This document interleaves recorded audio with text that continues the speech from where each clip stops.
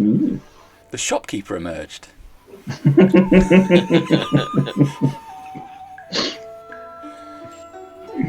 Oh, you've got to be a certain age to remember that thing.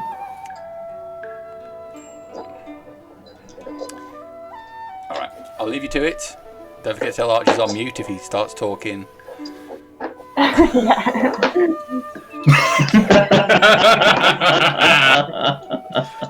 It begins. I didn't realise it was. Thank you, Jamie. Alright, enjoy yourself, guys. I'll see you later. See you later, Jamie. Yeah. Thank you, Jamie. Okay, we've got about 10 minutes before we need to summon Darren. Do you know, by simply saying his name, he appears.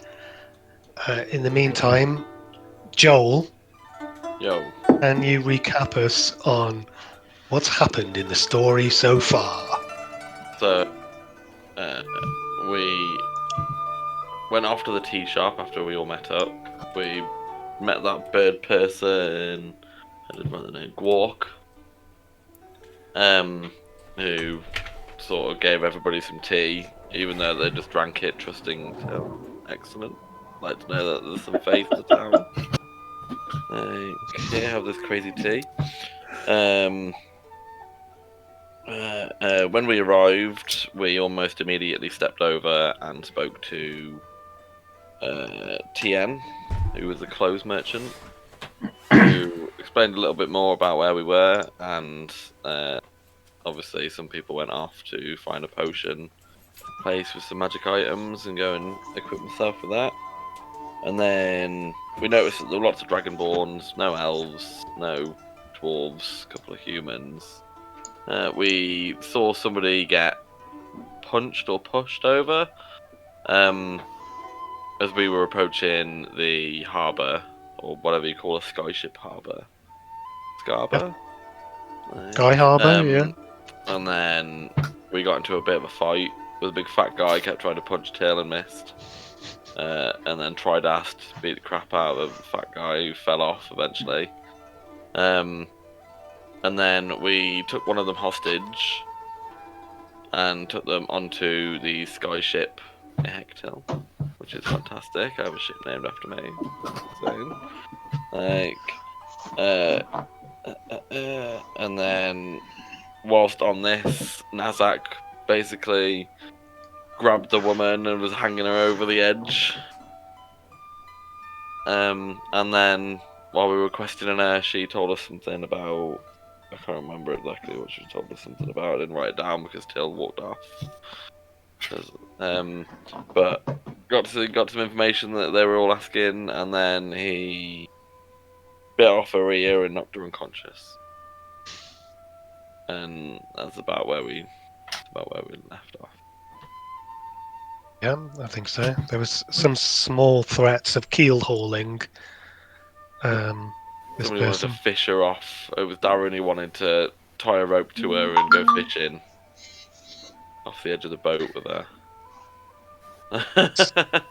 Anyone feel they need to add anything onto that recap? No. No? Okay.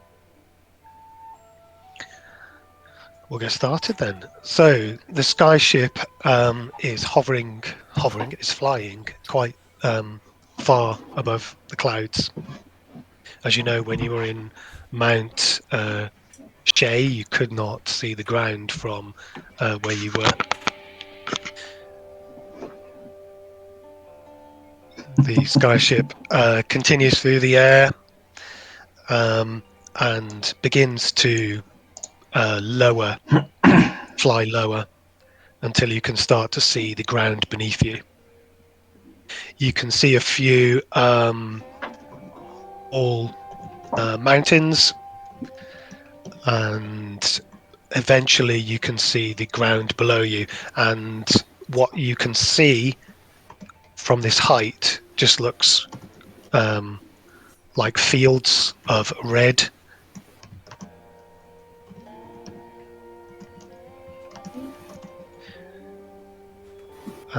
So let's get an idea of where you are and you're traveling. Oh, yeah, Father that's right. Howl and Till went back into your guest space cabin. That's the word I'm Yeah. looking for. Your VIP area. Duke is sort of wandering about shiftily.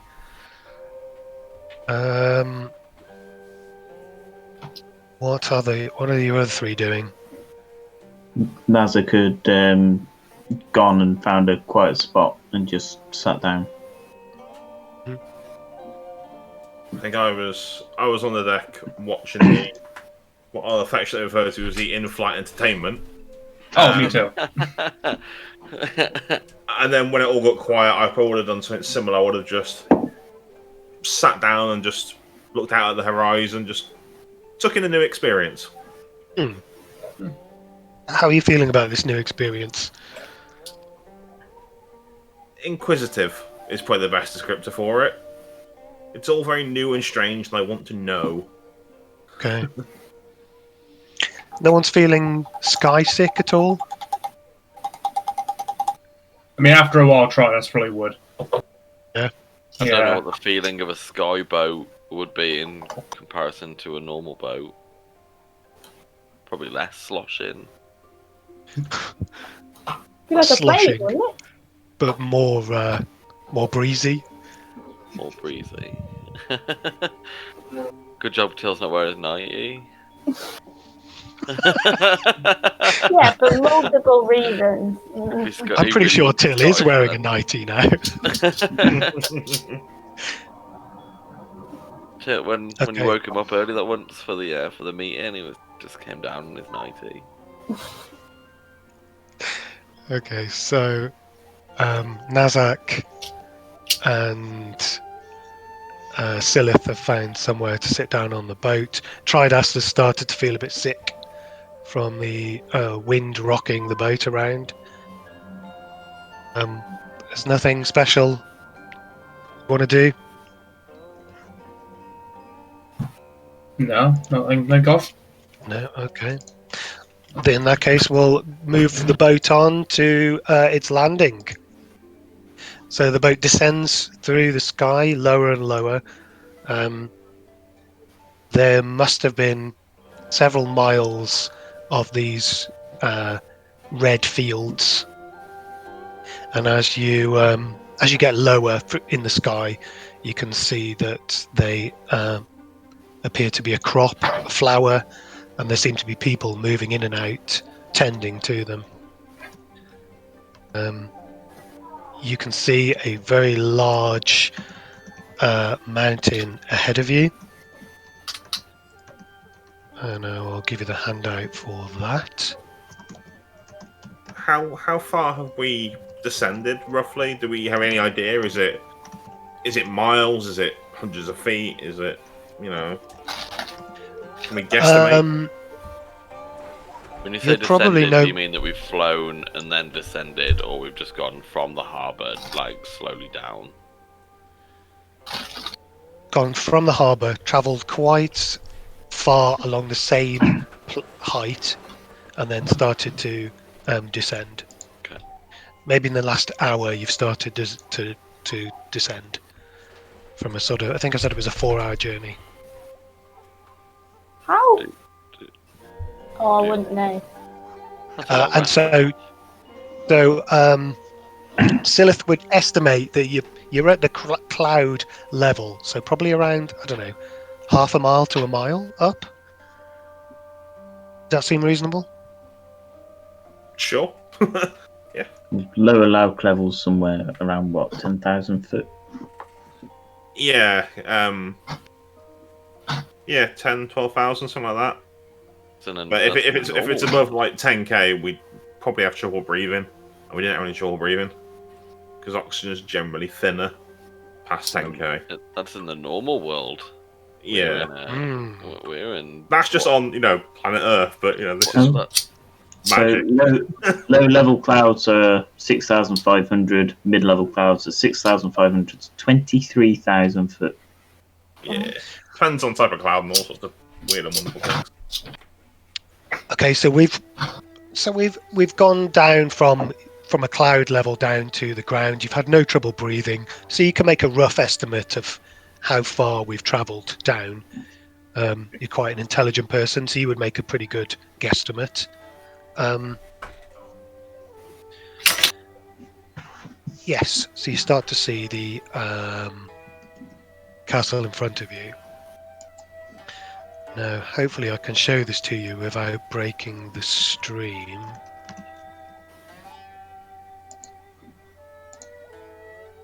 Till you start to see this particular mountain with the castle on top of it appear in front of you.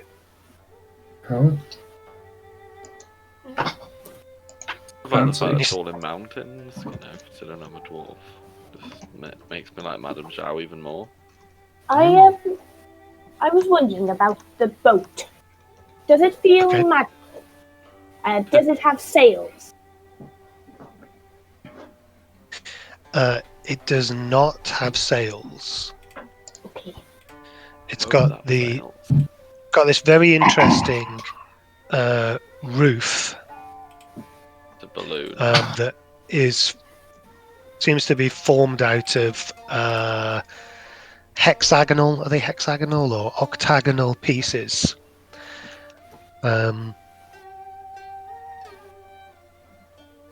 Which I don't think you've seen anything like it before. No. It definitely feels magical in some way. Okay. And certainly there's no traditional method of propulsion that you would be aware of. Okay. Right. As we're making our final approach to coming to land, I'd probably spend the last few minutes ritually casting detect magic. Okay. So I want to see if there's anything that's going to affect us as we land. Gonna watch everybody go bing. Not this party. Apart from me. Nazzak will go ping. So a few of you go ping, and you feel a strong magical signature coming from the back of the this ship as well. Anything from the land itself, or we passed over like flowers? Did they? Was any aura to those at all? Or? No. Fair enough. I'm just trying to get a general sense of what's showing was magical around me. Is what I was going for. Yeah, sure. Yeah. If it's been 4 hours, could we have taken a short rest? Yes, you can. Said you were going for a sit down. You Cool. did your interrogation probably in the first hour of the journey. I would say you had plenty of time for a short rest. And when Darren arrives, as I'm sure he will, any second now. Say his name when he showed up here. I like that. We've perfectly set up door. We've just landed just for when he was meant to be here. Yeah. We'll have to remind him he was to take the short rest. And it was a 30-minute drive, didn't he? So. Okay. So the boat descends, and it's not coming down at the castle itself. It's coming down in a small village in front of it, and this village seems to be the business end of this flower farming industry. There are groups of people carrying pots of these flowers chained onto a large stick that they're carrying over their shoulders. Many of them are moving in and out around the buildings. Sorry, Joel. So are they poppies, the flowers? They are 6-petaled opened flowers, quite wide flowers. Big flowers, are they? Do the people look? They're quite big. Do the people look? What's the word? Malnourished. Yes, that's probably better. Yeah, do they look like they're slave workers, or are they quite content in what they're doing?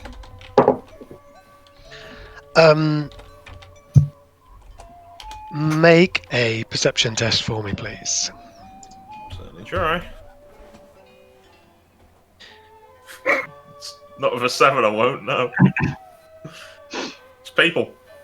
Okay, so as the boat descends, and you try and get a better look of at the people milling around, and it's difficult to see them at first until the boat lands properly. The back of the boat lowers, and some of the sailors are available to help you move your luggage off the boat. As now on the same level as these people, you can get a better look at the clothes they're wearing. You would say they look like a normal person's clothes rather than any sort of uniform. They certainly don't look malnourished.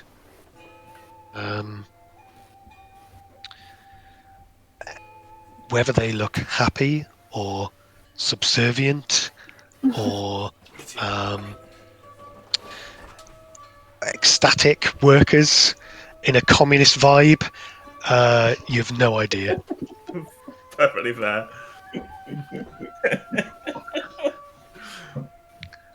Okay. Yes. So the ship lands. I shall stand up, walk over to our guest, pick her up and sling her back over my shoulder. Okay.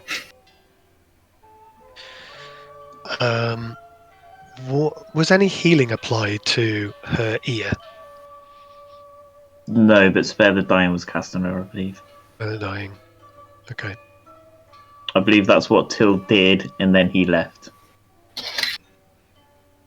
No, Okay. she was still standing. I placed a symbol of it, a reliquary of Imogen in her pocket. Oh, And then somebody I left. healed her. And One then- second. I believe it was Father Howl, maybe? I actually didn't. No, I was inside the cabin the whole time, having a little Yeah, sit down. Yeah, so Till didn't even see you knock her unconscious. Like everybody else. All I've got is I lean forwards, whisper in the lady's ear, "You won't forget me." I bite the ear off, slam her into the side of the cabin, and headbutt her again, and dropped her to the floor. And then I just walked away. I imagine that over the Yeah. course of it, I don't know where you would have taken It might have been me. Yes. Yeah. I'm sure somebody stopped her from dying. Yeah. So, she feels picked her light. up. The trousers feel wet. There's blood all over the neck, face. She looks in a very bad way. She doesn't make any sound as you pick her up. Obviously still unconscious. Till would probably get like a handkerchief and try and like clean up at least her face, because I mean we are meant to be going to see his beloved. He's probably not going to be too happy with her. If Till tried that, Nazzak would growl and move her purposely away. Yeah, so Till would damp a neckerchief in a bit of water, and then as he goes to like try and clean her face, Nazzak will growl at him. Okay. And how would Till react to that? I don't know, it'd be a bit like, okay, and not gonna. After knowing what Gartok can be like when he's angry, Till will probably back away slightly from the half-orc. If you're not using that, I will definitely take the handkerchief. I'll just hand it over. Oh, thank you. Just on the face. Just. Right. So this boat was obviously sent for you, Till. Do you think there'll be somebody who meets us at the dock? I'll have a look round. Is there anybody with like a sign or anything? Does any of the people on the boat look like they're preparing to escort us? Cool. I feel like royalty. There is someone waiting at the dock who's carrying the same flag with Till's name on it, as you saw on at the beginning of the boat, the entrance to the boat. I'm not too sure how they would know I have arrived, but it seems somebody knows that we're here. It's at this point Mordecai and Princess Remy appear. Princess Remy, the hawk. I give Nazzak the eyes towards Princess Remy.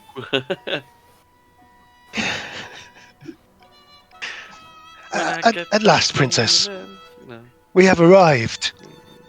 Now, you've brought your contribution, your gift. We must head towards the palace, and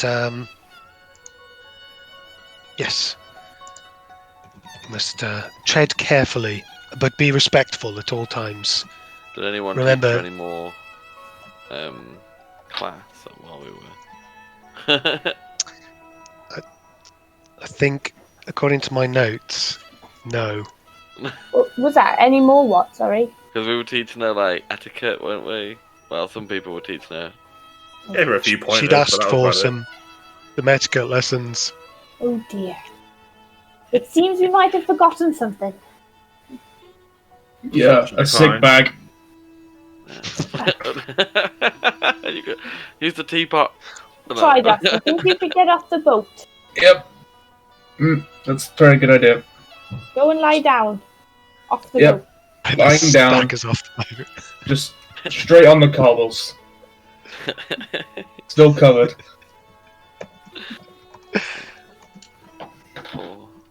There isn't an anti-sickness spell when you're a cleric, is there? Okay. So we should, have we got everybody? Is everybody here? Check that we have all of our belongings. Somebody should go round and do it, just make sure we didn't leave anything. Okay, it's me then, I see. I can see. Father Howl will go round and just make sure that we didn't leave anyone or anything on the boat. Till will probably help out as well. I was just reading something. It's weird having 3 screens. Usually I'm having to like click through all my tabs at the bottom and then I click the wrong one, so now I'm like got a huge like field of vision. Yeah, but Till will probably help you out with that. I've wander around, make sure that we haven't missed anything in the cabin. Right. Things. Okay, make an investigation check, please. Oh, yes. With your assistance, if he has proficiency. Are you proficient in investigation, Joel? I got a 15 in investigation. Are you proficient? I am not. I'm guessing not. Sorry. And neither am I. That's okay. You can make individual investigations. That's fine.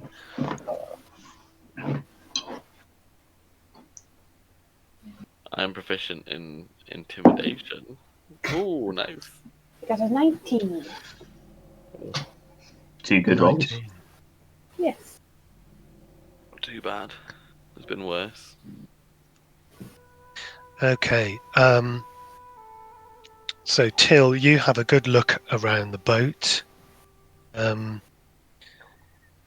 You spot a what looks like one of the petals of these flowers, just stuffed behind one of the seats, as you were looking for any spare change you might have dropped. Father Howl You find 50 gold pieces, and it's wrapped up in a piece of black cloth with a white symbol on it. What's the symbol? It kind of looks like a rock, like a large rock. 50 gold pieces in a black cloth with a white rock symbol. And where did I find that? It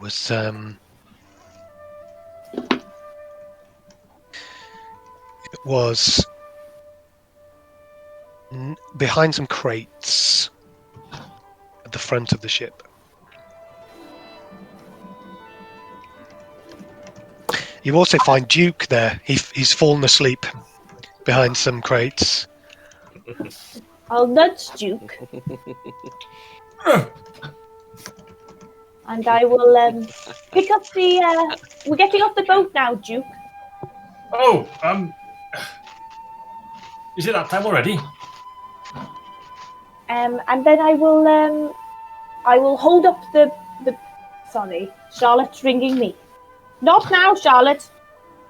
Right. I will get the bag of coin, and I will say, did anybody leave this? I won't say it's coin. I'll just hold up the bag. Oh, that looks familiar. Yeah, you're talking to Duke here. Inside. Duke, the guy who'll take anything that's not nailed down. I'm gonna incite Duke if that's all right. Yes, that's fine. So inside away, it's very wise. I'm just gonna get my character up, sorry. Oh! That's a good roll. That's much better than Harbinger. No, I'm not even on roll 20. I'm not even on roll 20 yet, guys. So. Well, I got a 25. Oh, shame. But a 25. I imagine it's possible for you to beat that with your deception. Whatever you mean. So it looks like most of the crew of the ship are busy taking bits and pieces off and on the ship, and no one seems to pay you any attention other than Duke, who's just woken up and has taken a minute to roll my fire up his deception, his deceptive skills. In the meantime, Tridast is looking for somewhere to throw up. He runs towards Natural 20. Yours. Oh, here you go, Duke. Be careful with your things. I could have left this behind. And I'll pass it over to Duke. Oh no. That's 50 gold pieces in some black cloth with a white symbol on it. Darren, you.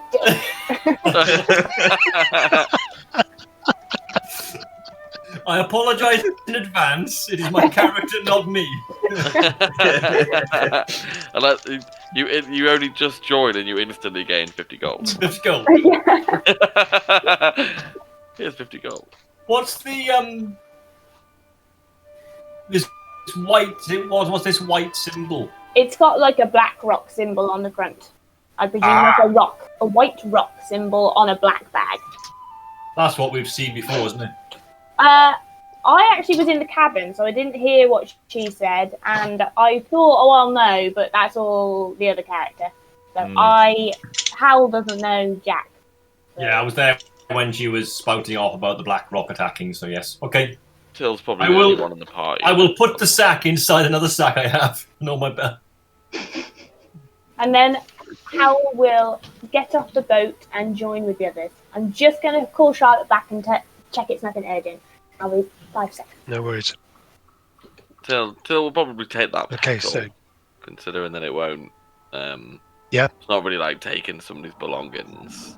I'm guessing it's one that's just kind of flown out the field and found its way on the boat. Right, so Till will probably take that and just maybe as he's walking along, sort of thing, just give it a bit of a try and inspect, see if he knows what it is. Give it a look over and a bit of a sniff. Okay. Would you like to give me a nature roll, please? Can try. Wherever nature is. Do or do not. There's no try. Oh, I know what that is. That's a 21. Oh, 2 in a row. They are flowing tonight. As it's for Madame Zhao. Gotta know this stuff. As you rub the petal between your fingers, it secretes.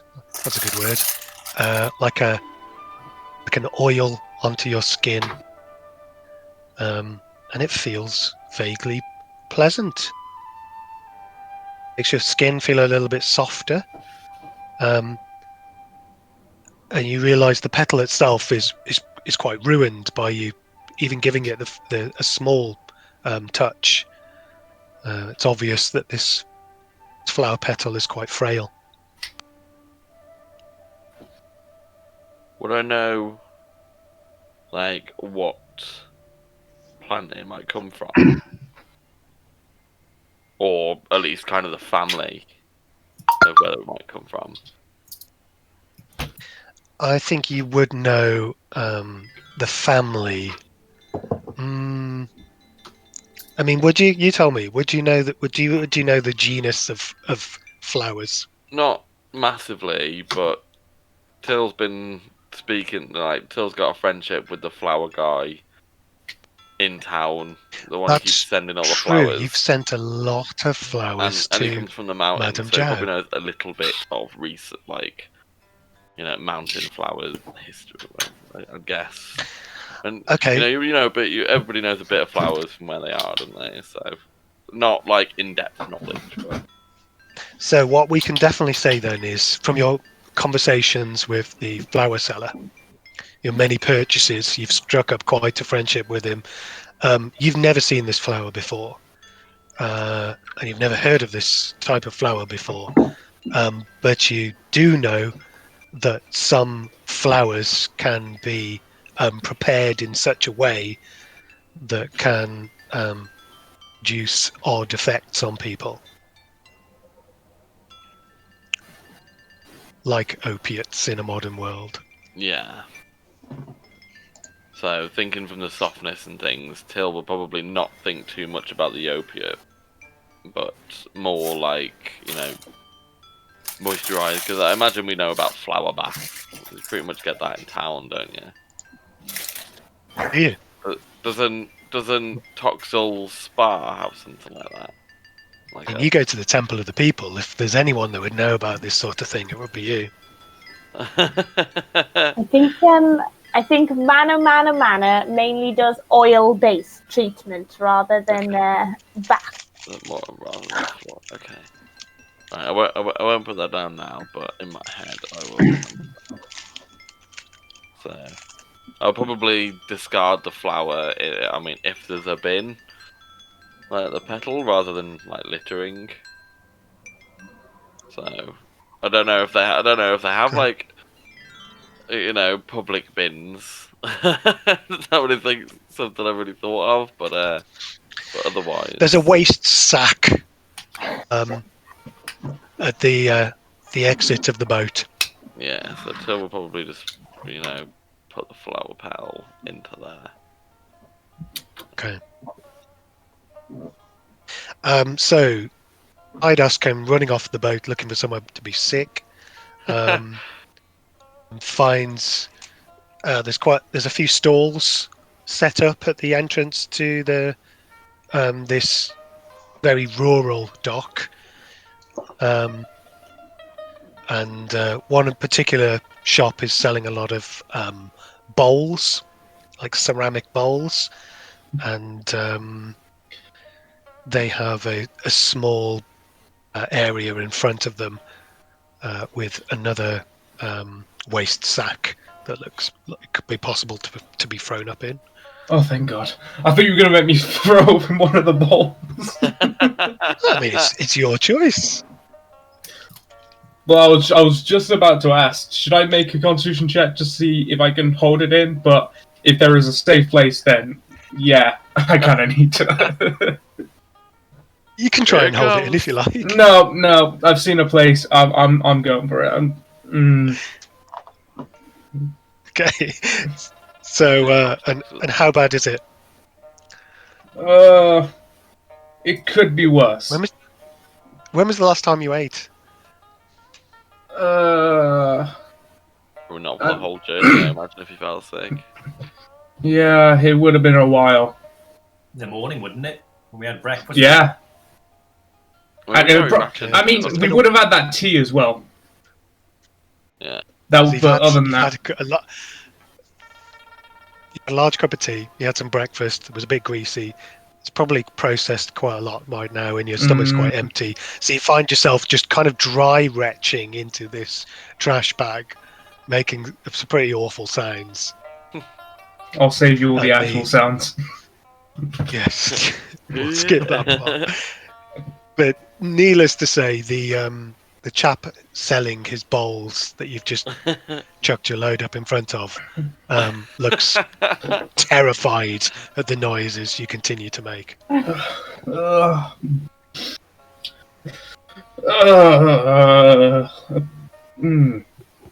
Apologies, and I'll leave 2 silver on his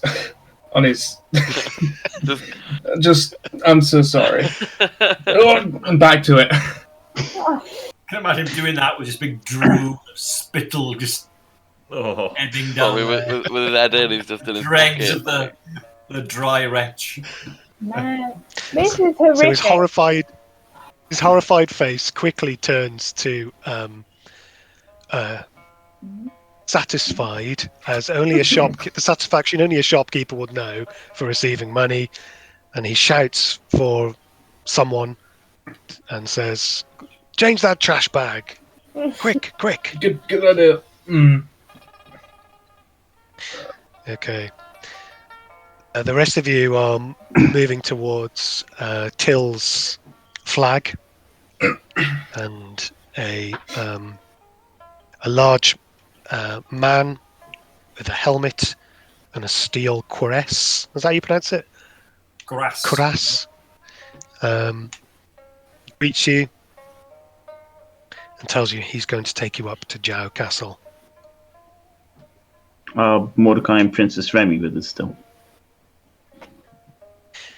They will look. Last thing they said was, we need to go up to we need to make our way up to the castle. Okay. There is no one waiting for them. You can come with us. There are no more flags with names on. Are they still around? Yes, they are. It looks like they're preparing. They're looking up at the hill, at the mountain in front of them, ready to walk. Maybe catching their breath or warming up for the walk. I'll turn to Princess Remy and in Orcish. Do you want to come with us?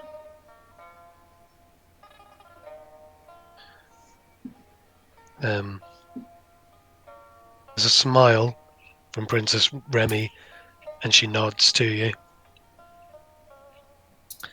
And then she turns to Mordecai and issues her command. We shall follow our new friends. And he seems very pleased with that. Perhaps they can teach you some better manners on the way. Thank you, friends. This is very gracious of you. But are you sure you want to go up with your weapons and your armor, so clad for war, or would it better to arrive in some more formal clothing? I'll look to the man with the shiny helmet. Has he got weapons on him? He has got a weapon on him, yes. He's got a large, wide-bladed spear.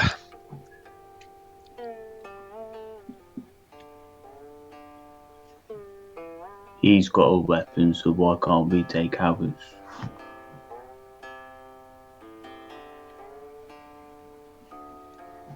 The princess will not be. The princess will not be taking a weapon into castle. Considered very rude.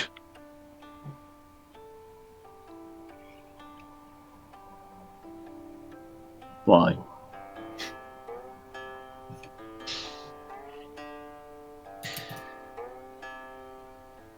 Because we are guests. She'll be taking their hospitality and their security. Mordecai looks shocked that you don't understand it, but after a second realizes you're a half-orc and sort of rolls his eyes and turns to the others as an appeal of to appeal to your better judgments. Mordecai, you say that taking weapons in is not, polite. What if you do not carry weapons? My mind is my weapon. I am forever armed. Should I not go in? I am armed.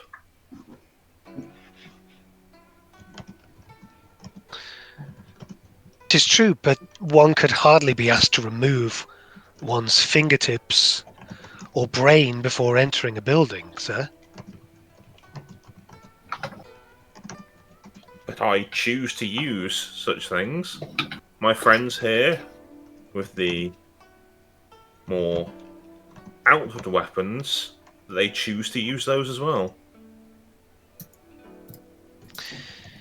In a noble's court, you'll often find that the tongue is the most powerful of weapons. That's what they say in the Temple of Immersion as well. I think you'll find that weapons are the most powerful of weapons. Then we shall have nothing to fear from your mind, I'm sure. Let's see how your tongue holds up. He said.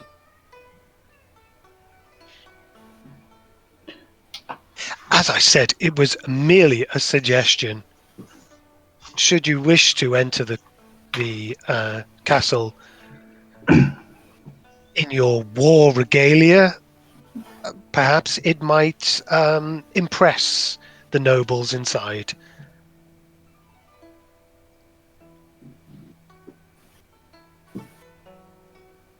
No, I'm not leaving my stuff here. Rightly so, Nazzak. It's something I've been thinking over. Like, do I change out my armor? But Till would probably stay in his armor. Madame Zhao has seen him in his armor, and one is a cleric as well, so he's not really known for war making. So Till wouldn't be removing his armor or his weapons. His weapons are usually strapped to his belt. I'll stumble in from the off the boat into the crowd of them speaking. I'll bring out my naked dwarven statue. And say, perhaps you should be going in the nude, Till. They seem to like this sort of stuff around here. Well, I guess we'll find out when we get to the get there. I forgot about that statue. It's Mr. Mordecai, isn't it? You have you much experience with the Zhao family?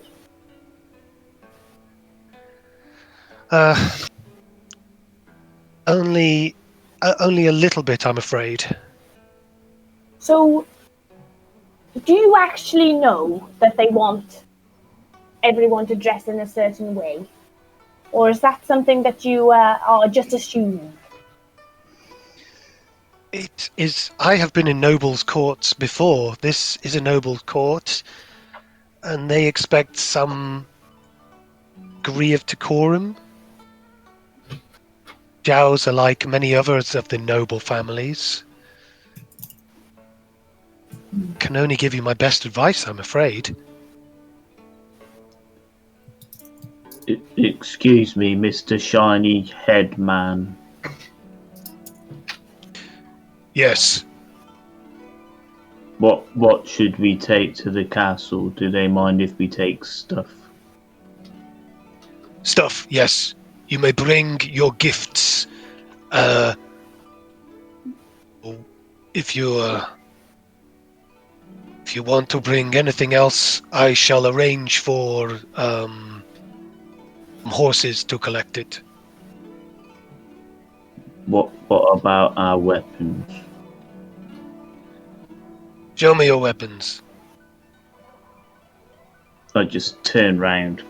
The lady on the back kind of makes it difficult, but I turn round and he sees the great sword, the great axe. What else have I got on me? What are the weapons? Dagger.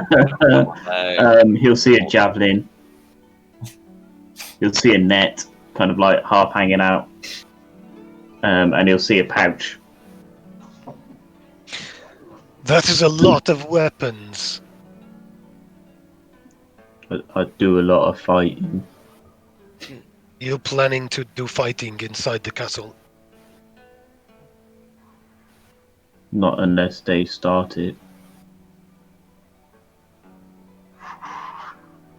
You are a soldier, yes? Yes. Maybe, if you spend enough time in our castle, we shall teach you to fight without weapons. You may bring them for now. Thank you. Shiny Head Man says we can take our weapons. Very good, Nazzak, very good.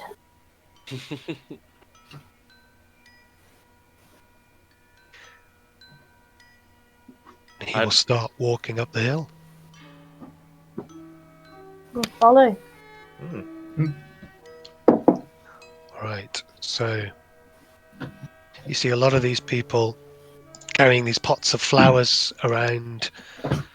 One or two of them look a bit worse for wear, a little bit out of it, a little bit dazed, a little bit confused, but they all seem to be following a simple routine of moving from one place to another.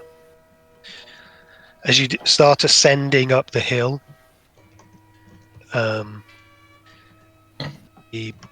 biggest feature that you notice before the castle is a very large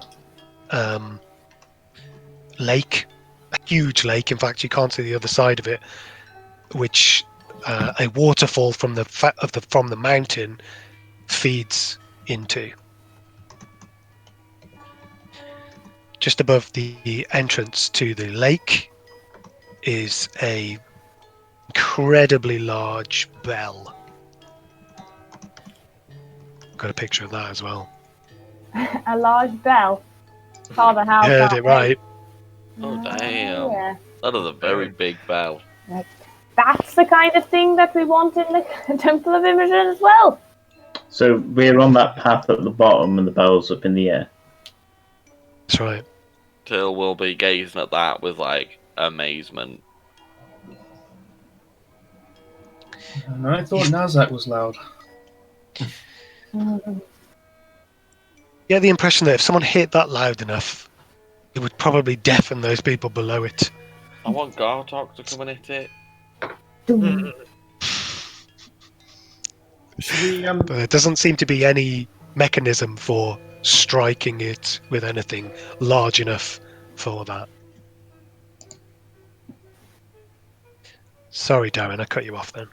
No, I was just saying, should we? I don't like the end of that thing. It looks very heavy. I'm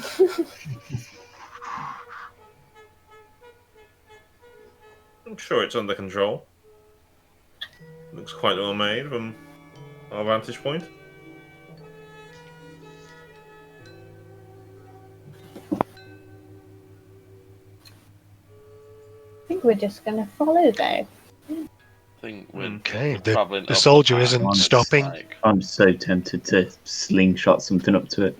I think it's way too big for you to be able to slingshot anything large enough to do anything. You're Hey, just gonna guard. kill it up and hit it with it. Yes. I just gotta ask, why is that such? Why is it? Yeah, why is it? Is it? Yeah, that is big. Needs to be big. It is our ceremonial bell, the family bell. Oh, Oh, well, ceremonial indeed, sir. would that make it the Zhao bell? Indeed.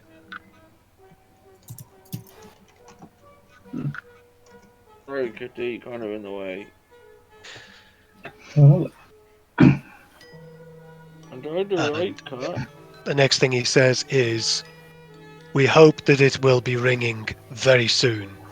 And he looks at Till specifically as he says this. I will smile, kind of knowing what that hinting toward. Man, I'm trying to write. Every time I'm putting my pen to the paper, it's just buffing my hand and the pen's going. What are you doing? Okay. Tridast, are you satisfied with that explanation? I don't exactly know what else I was going to expect. It had to be some sort of sermon. Yeah, that's it. Continues on. Up to the main entrance to the castle. While he was asking about the bell, Um, leapt down, picked up some stones, and put them in a pouch. Absolutely. I should roll a d6 to see how many you got. Thank you.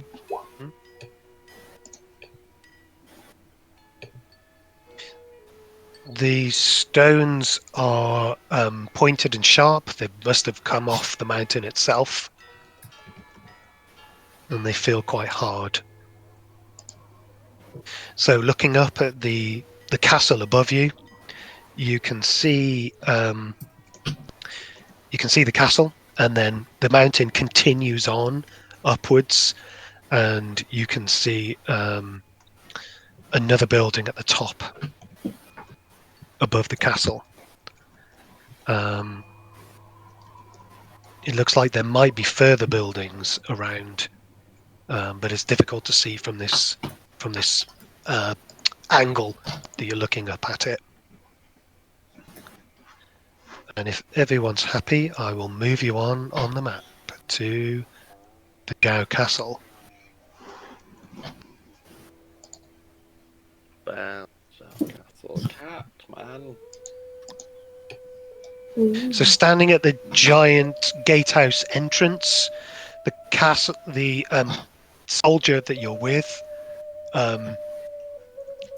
shouts out his greeting to the other soldiers on guard. They are all carrying these large, wide-bladed spears with an interesting tassel on the end, and they step aside and open these large wooden doors for you to step inside. Right, well, this is very interesting. Are you nervous yet, Master Dwarf? I am nervous, but there's been a few things in my past that have led me to not really be too worried. It would be nice to see Madame Zhao again. After you then. No, Nazzak just walked straight in. Gates open. Nazzak just straight in. I would believe that Till would be kind of leading the party, but Nazzak has a tendency to just be like, so I guess Nazzak is kind of leading the party. Father Howl will stick close to Till as we go in. Do we even know where we're going? We're just following Nazzak. We're following the guy, aren't we? Has the escort stopped outside, or are they heading in? No, he's continuing inside. Remy and Mordecai are following slowly. They seem to be talking to each other in soft voices. I guess she's with Nazzak.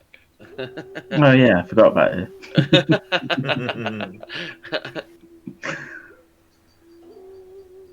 I can control everybody's peace.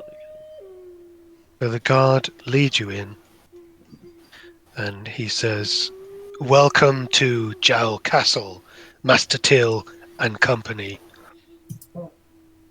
Do they do any sort of bow or like Yes. like a greeting? Till will do his best to kind of mimic back what they. Okay, give me a performance roll, please. With my +0. That's a nat 1. Oh dear. So terribly. 2 nat 20s, 4 by nat 1. Okay, I think that's going to earn you another -1 respect. Oh no. Oh dear. As you. Wait, I earn and lose respect? Does this happen? Yeah, you've lost quite a few so far. What looks like mimicry looks like mockery. And the guard looks totally nonplussed and snorts. But knowing who you're here to see, he does not say a word.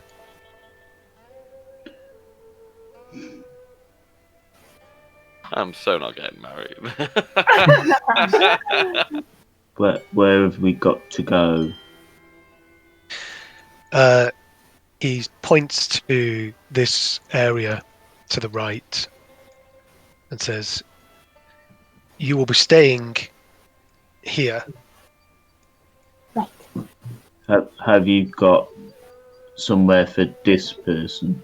And I'll just kind of like poke her really hard.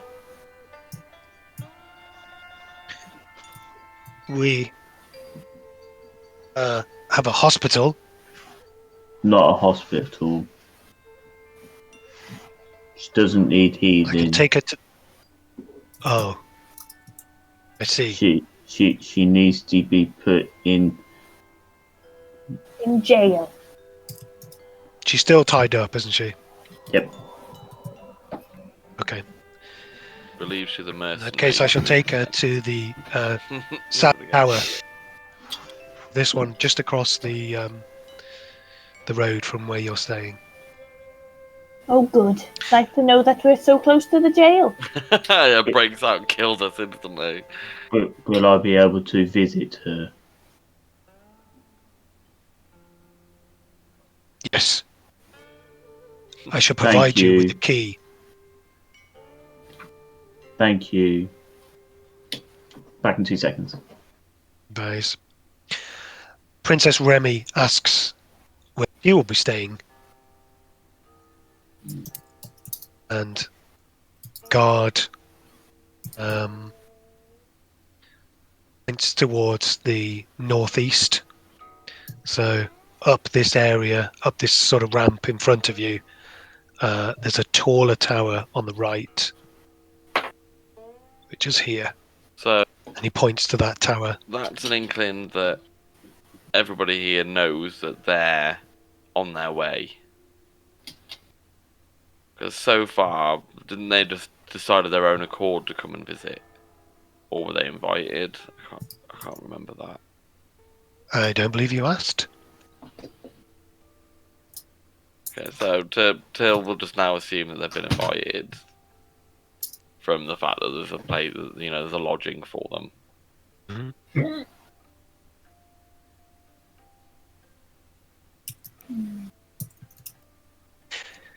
You are all invited to the evening meal in the main keep.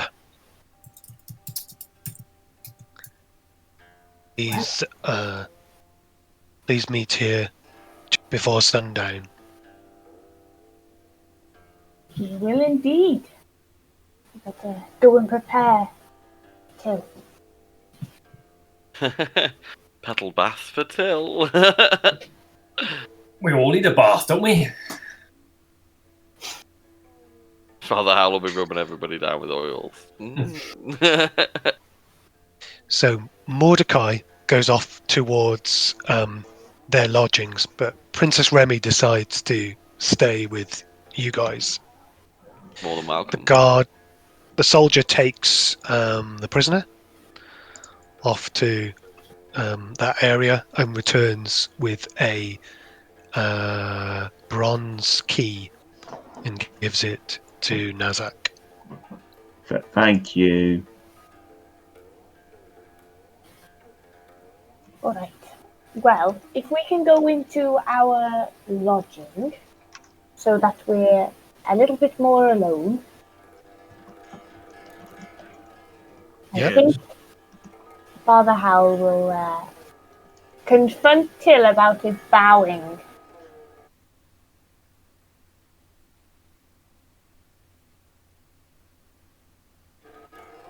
Oh, did I freeze?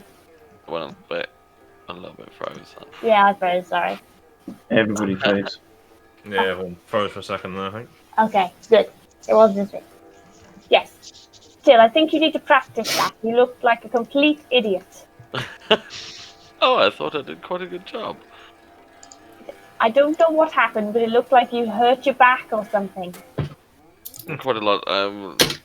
Quite obviously a different proportion to most. Yeah. Maybe you should try again. Like, do it now. Go on. Okay, can I try again? Yeah, absolutely. With what I Yeah. remember. Do another performance check. Mm-hmm.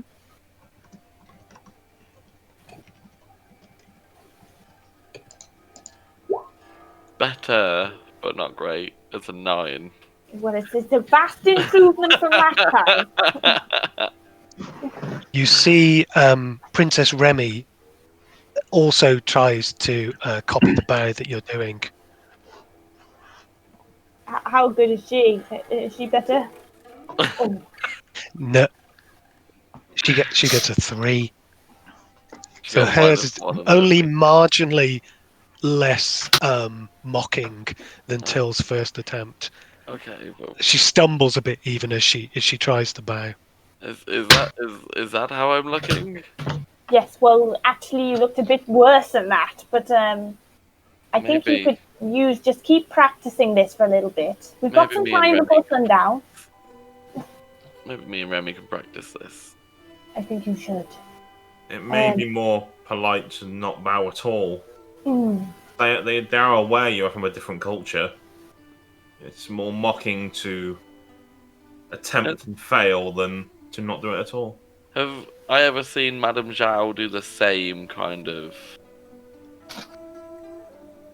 Just if I think back after listening to that. Would Madame Zhao have maybe done that same kind of bow? Or... It's quite a distinctive bow with the chin raised, but the rest of the body arching over. You don't think you've ever seen her do such a thing. In fact, apart from her mannerisms, which seem odd, and her movement, which is unusual, you don't think the what would you call it, her etiquette or mannerisms.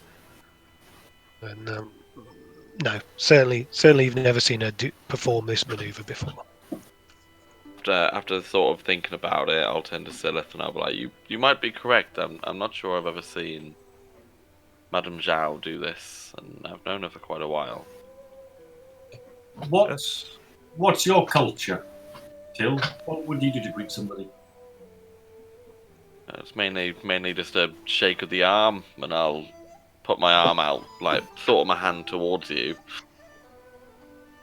I'll grab it, and then before you grab it, I'll like clasp your arm like that as a kind of handshake. So more than a handshake, it's more like a bro shake. Yeah, a bro shake.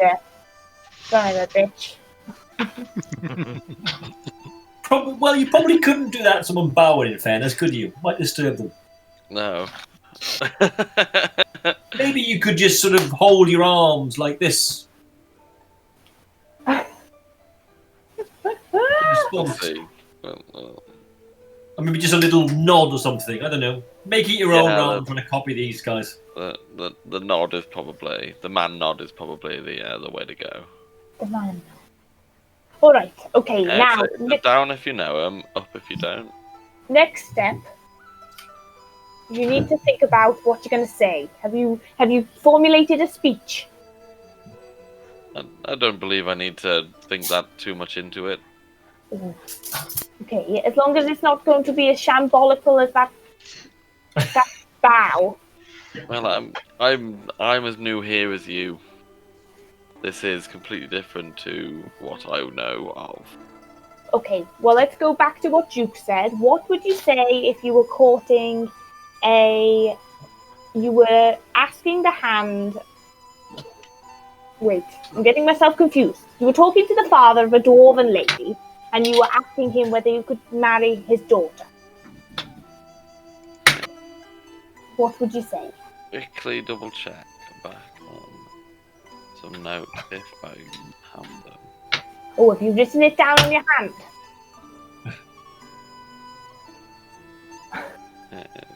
I've heard you just got to bribe them and sell them enough jewels and gold and off with a daughter. Isn't it the daughter's family who normally pays the man? You know what dwarves are like. I'm sure I have written down the exact words of what I proposed to her with. So I was going to... Till's ferreting through his bag at the minute. Nazzak could be staring out of the window. Is there a window? I've got windows.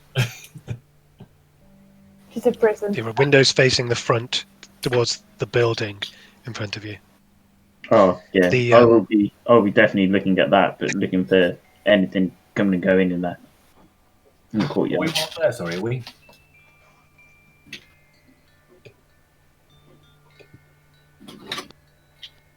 Yes, all except for Mordecai, who's in this building. I'm not sure here. Duke's there actually, is he?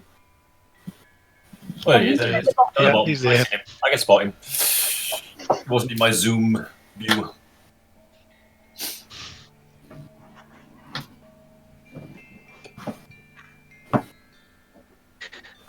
Yeah, you've got to come up with a speech.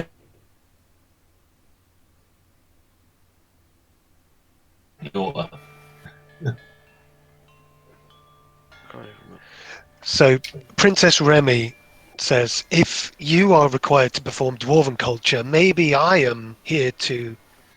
Maybe my peace negotiation should be centered around orcish culture, and I should try and fight their mightiest warrior. And she sort of pops a bicep. I don't think that's what you should do. They must see my feat of strength, that we are a serious tribe and not to be messed with, and peace is the only solution for us together. I don't doubt how strong you are. I imagine you're incredibly strong, and I think that what you're saying is very true. But I'm a little worried that they might react badly to any acts of aggression. I found it. They act aggressively towards my tribe every day. Their mercenaries are dogs off a leash. Yes, and that is wrong, isn't it?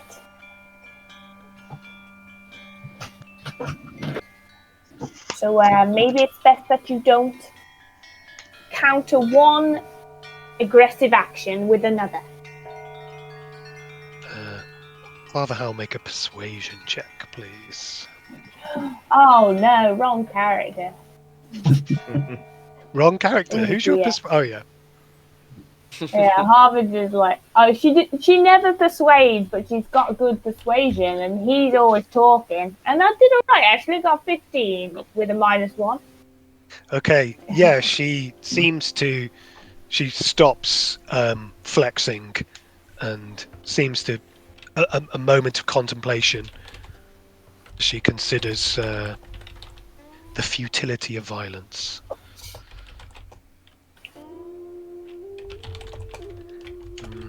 Yes, perhaps you are right. I must find a way to impress these nobles.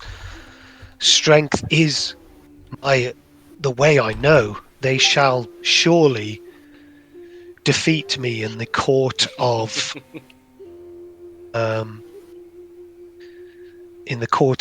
etiquette and manners and traditions and protocol. I don't stand a chance against these people.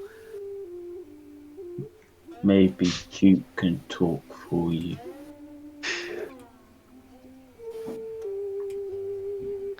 Maybe rather than a show of strength, maybe you could put on like a performance fight.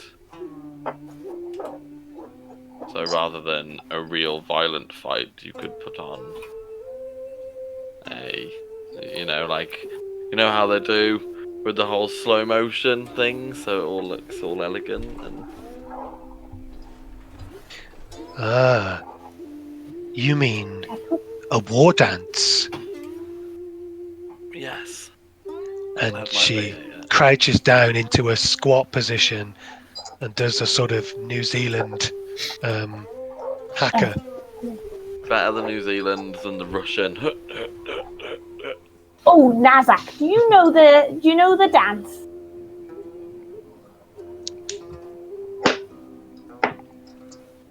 I'm not sure if he does, but I definitely do, and I'll join in. God, yes. Yes. Okay, performance check, please, from Tridast. This is I'll going have to one go from well. Remy as well. This is after. Hey, I'm actually proficient in this. Really? Oh, she does well. Wow. She got a 15. I got an 8. It's been a while.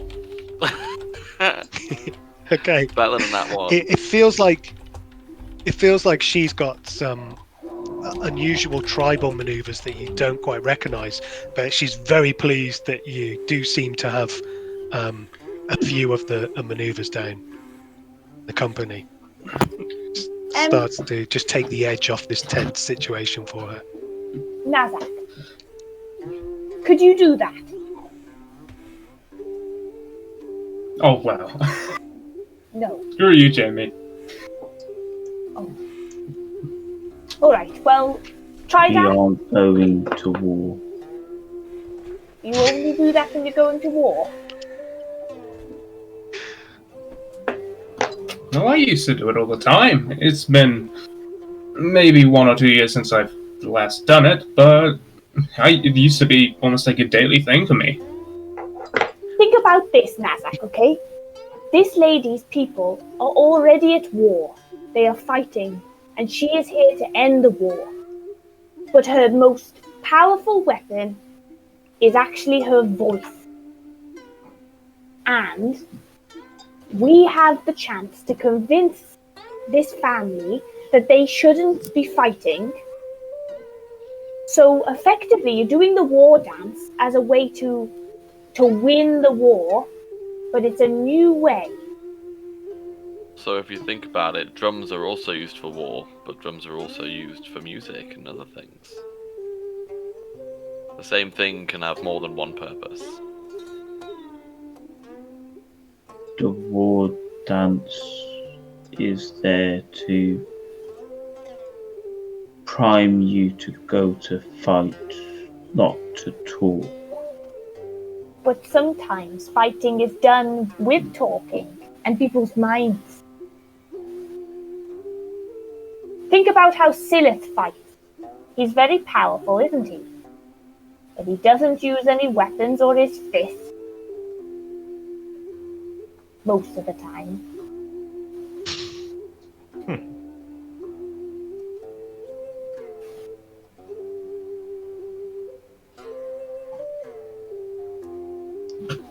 You wouldn't do it in front of the others, though. Nazzak, if I may, if you are not comfortable in possibly pursuing this as an option, I understand. However, Princess, if you think this is going to be a good idea, give me the night alone with you, and we will practice this. Because I think having a pair of what's the word? Tribal warriors showing what your tribe is all about. I feel like that will definitely enhance your relationship with them. She turns towards you and smiles. And then a voice comes in from the doorway. I'm afraid you will not have a night. You are required this evening in less than 1 hour. A woman appears at the door. Till, you instantly recognize a family resemblance of a younger looking woman in similar dress, kimono, Madame Zhao. The more attractive sister. My name is Li Su, and I am very honored to meet you. And she bows, much more feminine than the soldier's bow, but of a similar kind. Till will nod, and then maybe just while he nods, just move his shoulder, like, not quite a bow, but as he nods, just move his torso down a little bit. As in, like, to gesture. How do you feel about it? Comfortable? Tensed? Nervous. So it's like a nervous thing, because obviously I've never met any of her family, and pretty much knowing that she is family is a bit like, ooh. And knowing that, we're in their castle and this is there. Because, Till will see Madame Zhao as he's always seen her, whereas the family is a bit of a different. So, but the bow you're trying to perform is something comfortable. Yeah, it's like a nervous. So rather than doing his thing, he's just dropping his shoulders, like you would. Okay. He once again bows when she realizes you are the person. VIP. She look at normal height, and then she just sees this little thing. That's right. Yes. She scans the room. She stops for a moment on Tridast, and then Nazzak. Look at all the other men. And she starts to get desperate, and then down to Duke and shakes her head, and then her face is on you. And then the short one. And then glances at Father Howl and shudders. Does she like visibly shudder? No, of course not. No. Just like the original hostess, her manners seem impeccable. Excuse me, but what's your name? Sorry. My name is Li Su. Li Su. Julianne is my sister. Julianne. Is this where I have to know if she's talking about Madame Zhao or not? Because I don't actually know Madame Zhao's first name. I know you don't. It's disgusting. I haven't had much chance to ask. Do you think you could show Till how to bow properly, please? Of course, but I doubt that Julianne is interested in his bowing abilities. But her dad and the other people might be. Indeed, the other nobles at court might be interested in his form. And then looks me up and down. My father, however, she leaves that sentence hanging. What is your father's name? Sorry for asking. He is the great Ye Kondao. Ge Gandal. Je Je. Quan Juan. Dao Dao. Thank you. I will remember, and then I'll do a little head nod again.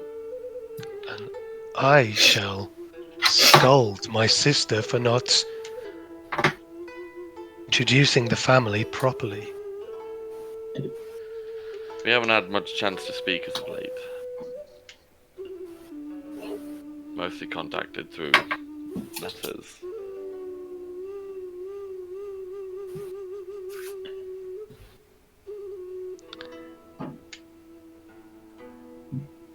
Princess Remy, I believe. They She's share a still nod. dancing. She's half squatting, one arm up, and she straightens and nods her head in a similar way to you've just done. Our treaty negotiations will begin tomorrow morning after Till has met our father.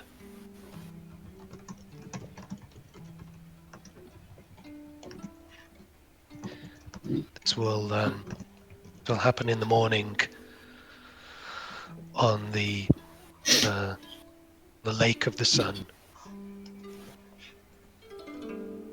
But we get ahead of ourselves. We have an evening together.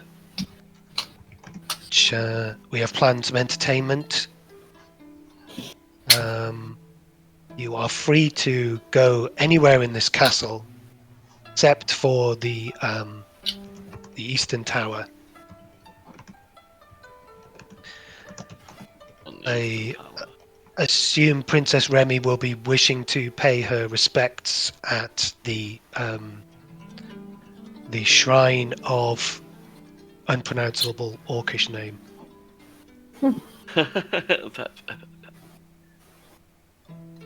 And she nods. We may do this after we have broken our fast together.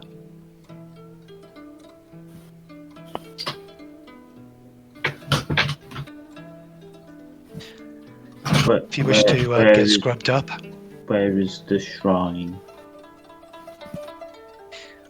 It is on the mountain above the castle.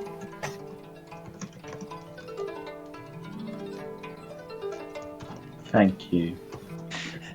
If you wish to wash, there are baths attached to this room, and she points through what you had assumed were walls, but they appear to slide to the side and open out into baths and dressing rooms. Will our weapons be safe if we leave them here? Of course, my guards are the best in the region, and the most honest.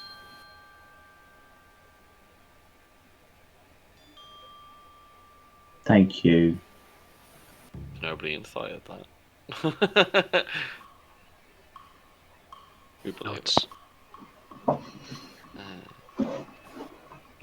Normally nowadays, it's like whenever anybody says anything like that, it's like inside. Depends whether the person seems to be a sneaky dickhead or not. When do we need to? Where do we need to go to? Where do we need to be, and when? You will need to go to the keep, largest storied area of the castle. You will see it as you exit, and I'm afraid you will need to be there in an hour. Are the baths already full? Yeah, they are. Wondering, I'd tell us instantly go in an hour. Thank you, Lisu. What should Till wear? Perhaps he might consider something more suitable for dinner. Rather than being armoured to the nines, like.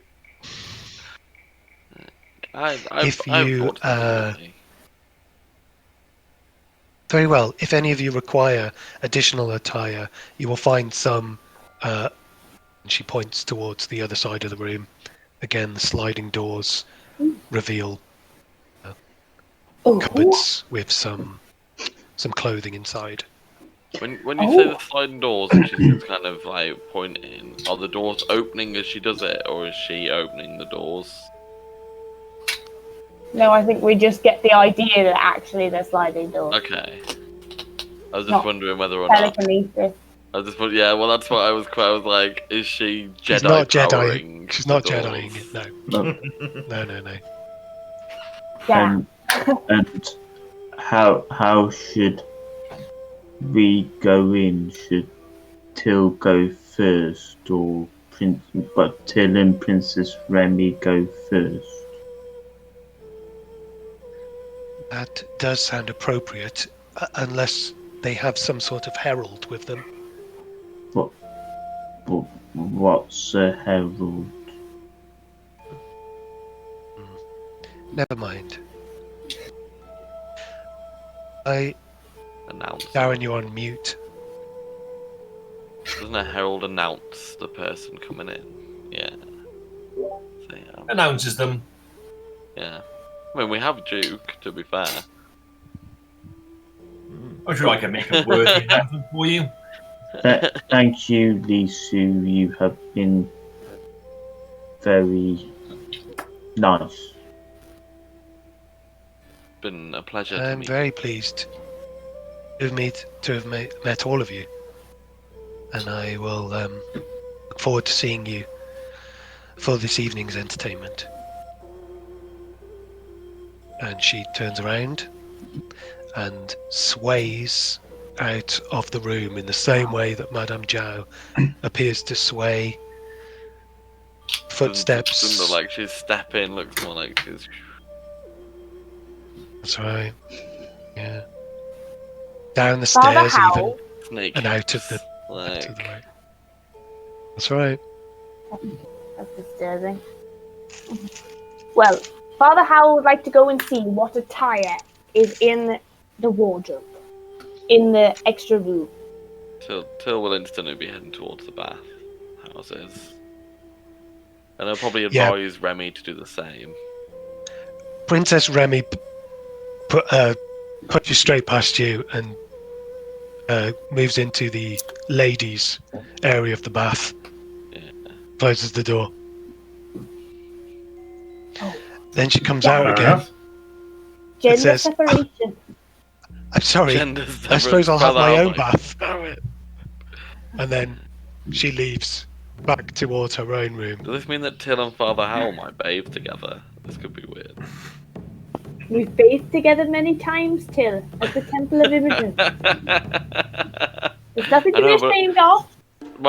My mind has not been present for these. Nazzak will take his great axe and his great sword and the scabbards and the holder and put them safely onto one side of the room. Go over and see if there's any clothes which might fit him. Yeah, I'm also looking for the same thing. Is there any fitting clothes? Fat man.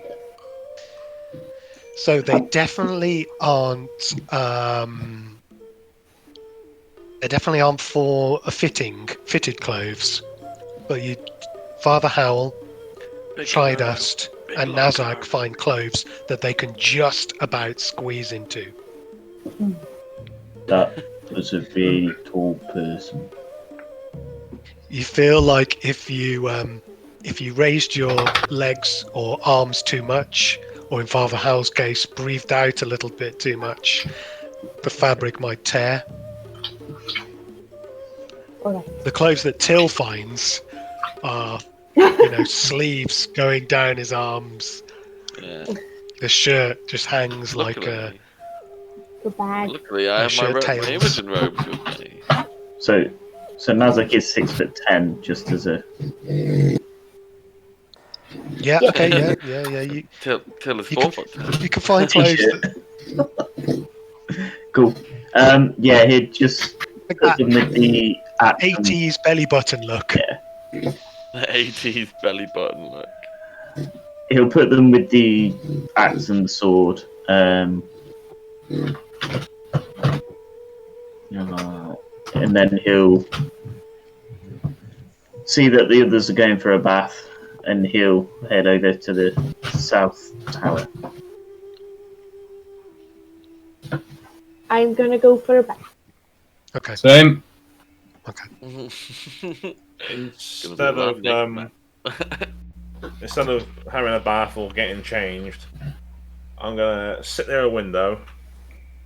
I'll click my fingers, summon my familiar Kira, and I'm sending her to that east tower. I want to know what's in the east tower. Okay. We were told not to look. I want to have a look. Yeah. Also, John can't take off any of his clothes because we'll see how horribly he's been eaten away by his necromancer. Yeah, you don't want to see what's under Sylleth's robes at the moment. That is a good point. It ain't pretty. And the last person you want to show that to is Till. Before we do Kira, then Duke, what are you up to? I will find a bath to have a bath. Need to wash my hair and present myself suitable for it.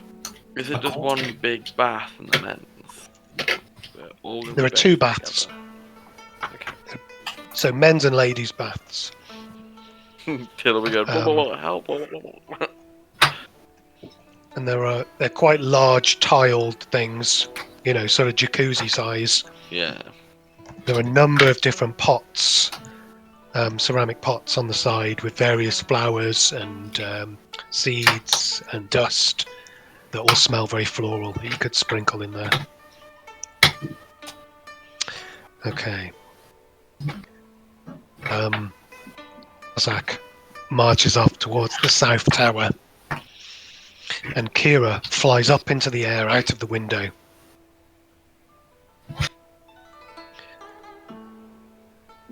She can see the guards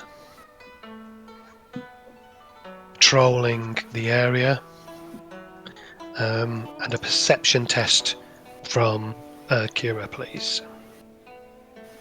Alright. 19. Oh. Okay.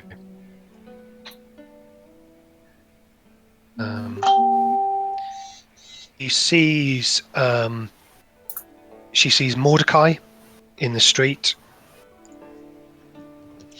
next to the huge drum that you can see on the map to the north, and he is talking to a human person. He does not look like a guard. Okay. Does it appear to be like a secretive conversation, or are they quite relaxed? Can I make out if it's like kind of, are they being like hushed and looking around nervously, or are they quite openly just talking? Obviously, maybe getting a cursory glance, I'd imagine. So there's no one else around them. And they're right next to this large drum. This is obviously you looking through Kira's eyes, isn't it? Yes. And you would think this was a very odd choice for a conversation. They're not sort of leaning over and whispering into each other's ears or twirling any moustaches or anything like that.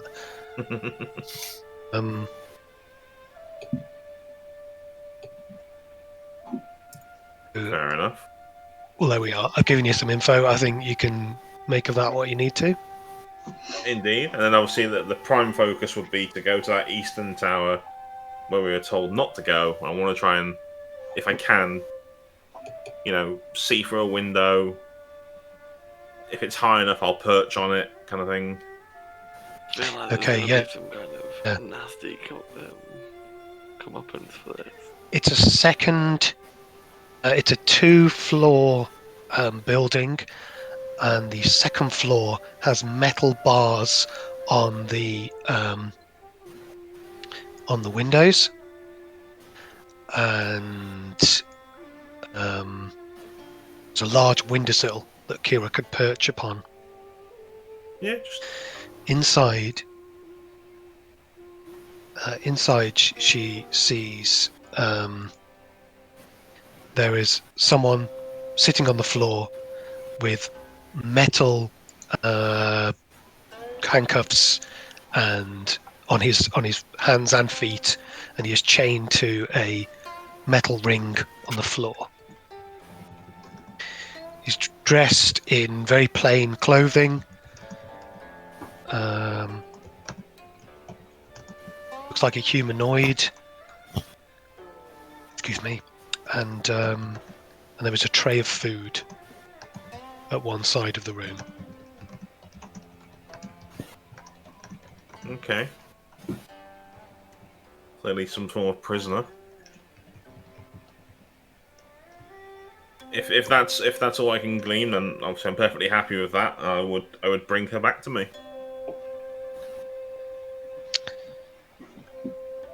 Okay, fine. Interesting.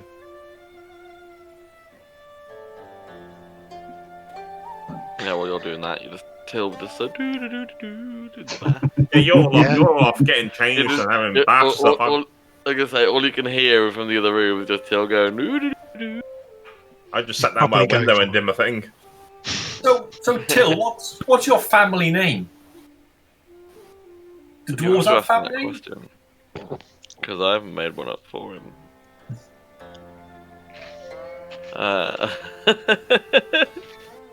Hector Belvedere.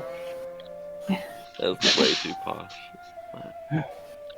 I never came up with one for him, and now he's just called it Hector the Lover on my will do on my character.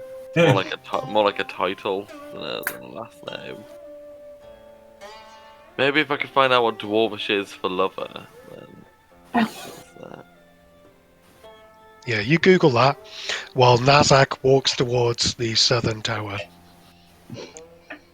Yep, I'll walk in, use the key where a door doesn't open, and I'll just look around for her. Yeah, you find her. She's in a room with a bed, chair, food on the table, and she's just lying down in the bed. She's not awake.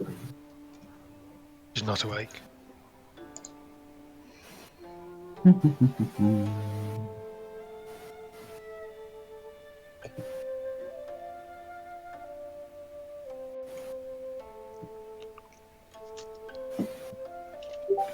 Already searched her. I don't even know how to pronounce it.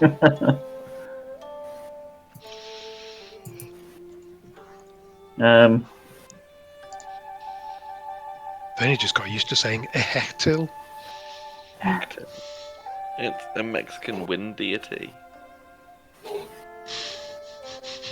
Yeah, that sounds right. I will go back. Okay. Alright, so you head back. You lock the door. Yep. Make sure I've locked everything up. Yep. Double check it. Head back. I know that Dramos always locks doors behind him. I wasn't sure about Nazzak. He probably normally wouldn't, but in this situation, he would. Okay. Then he'd head back over to where the others are, and probably just sit next to. Well, yeah, probably sit next to Sylleth on the bed. Hey. Sylleth, Yes, Nazzak. do you think we should take her with us? Who do you mean by her? The mercenary woman from... I'll just do that towards the tower. Like, just... It's entirely your choice. I mean, we are here for Till to meet this family. But if you feel it is important, then perhaps we should do both. What do you think we should do?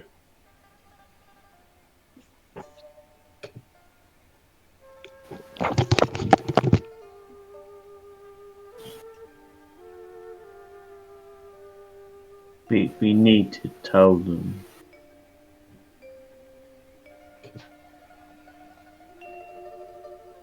Well then, if you think it's important, then I trust your judgment, and we should tell them.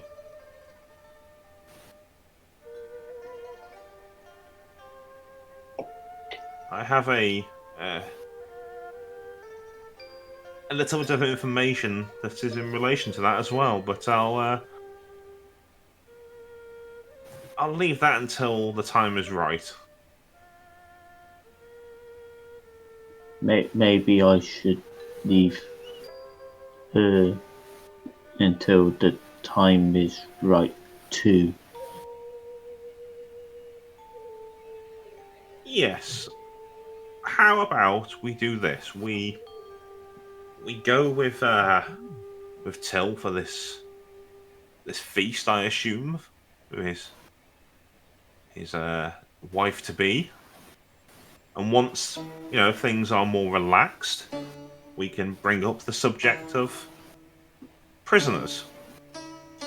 And I can throw her at their feet. Yes. Okay. Thank you, Sylleth. You're welcome, Nazzak. Do you think Dad's angry with me for biting her ear off?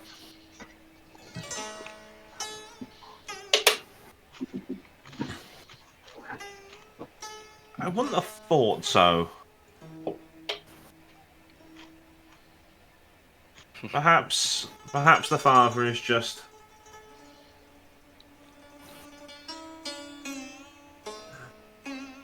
conflicted as to why you did it.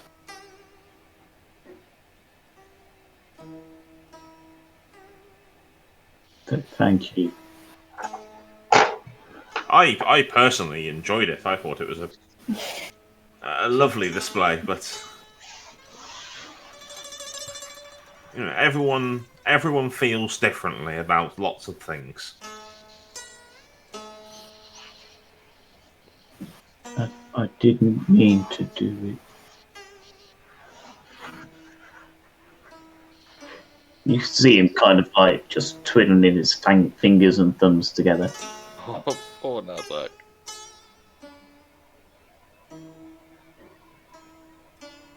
We all do things that are exciting, are different. We don't know how they'll go until we do it.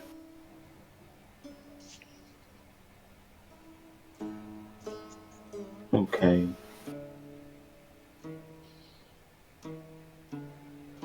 Let me know when I need to get dressed. And then he'll just go and sit with his weapons and the clothes. Is he completely butt naked? No, he's still got his loincloth. And his boots. Do we need to take everyone's our back. shoes off? Did anybody look at anybody's feet? Are they wearing shoes? So the guard was wearing boots. You could not see Lisu's feet. Yeah, you get used to that. Nazzak will leave putting his clothes on until the very last minute and then just kind of like...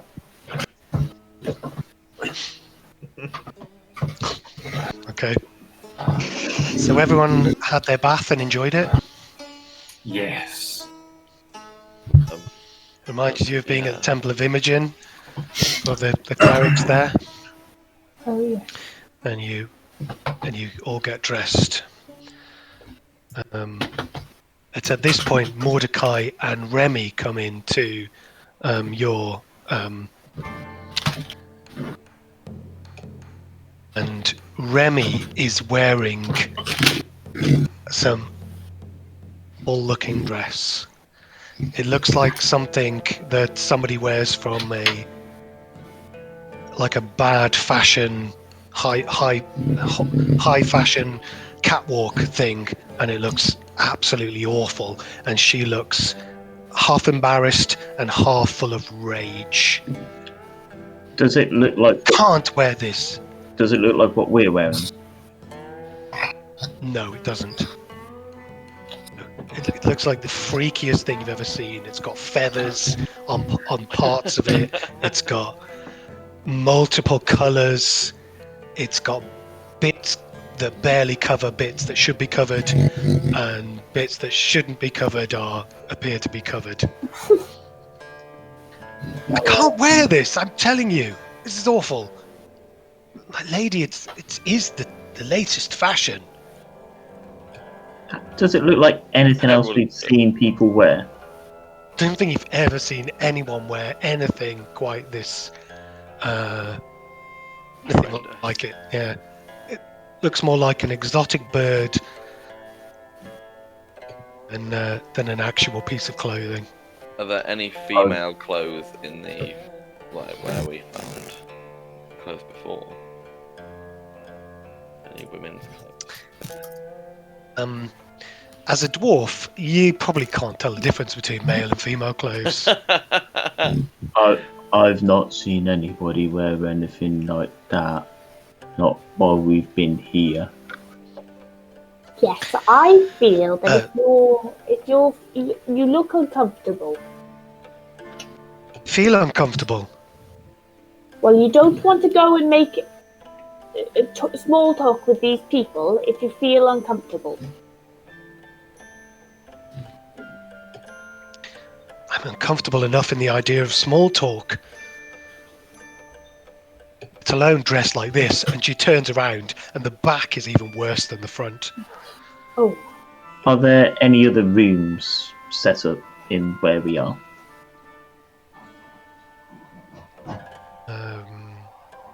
There's like a whole lot of sleeping areas. You've each got individual sleeping rooms.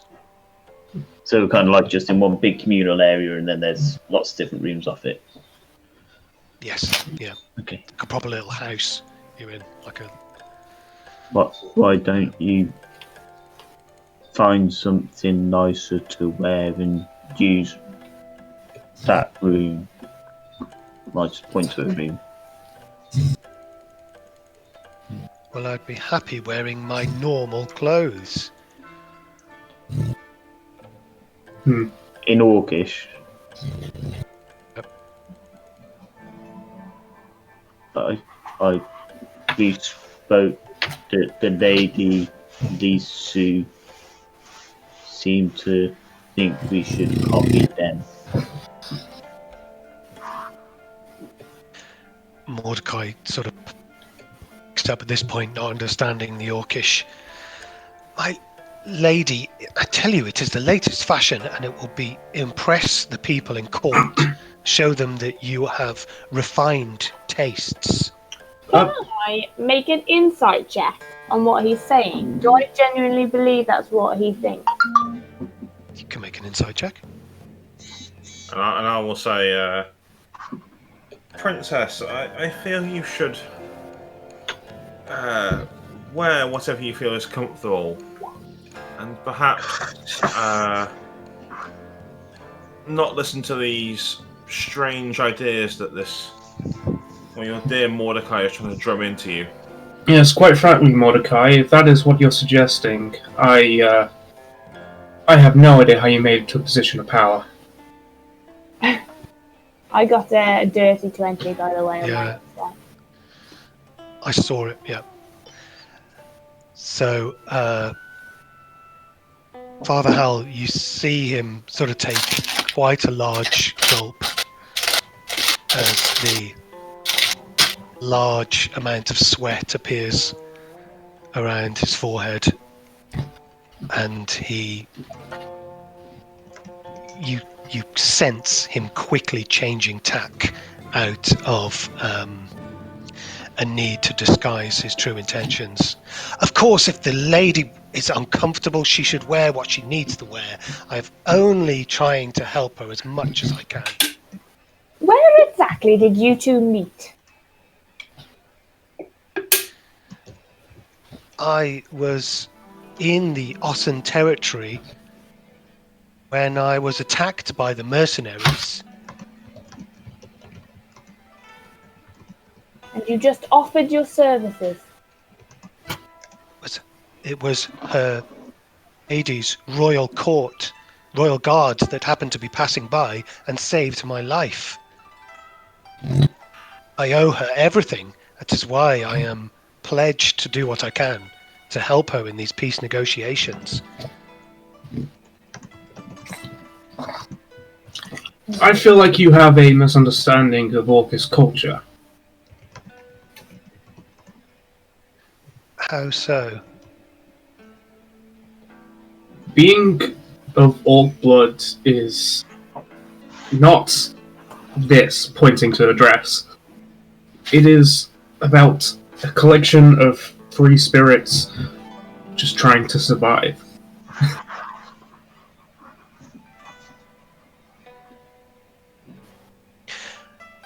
I understand this, of course, and if we were making peace negotiations in the tribal lands, then of course that would be the way it should proceed. But we are in the nobles' court. Which is any more example to show off our free spirit. To say that we, as a tribe, as a people, will not, bend the knee. If anything, that is the last thing an orc will ever do. And trust me, I know that from experience. Remy looks at you and smiles, then turns towards Mordecai with one eyebrow raised. What do you say to that, Mordecai? And he lowers his head. I only wish to help you, my lady. Must, of course, feel comfortable in however you dress. I'm going to message Father Howl while they're talking and say Mordecai had a secret meeting, and there's also a person chained in Eastern Tower.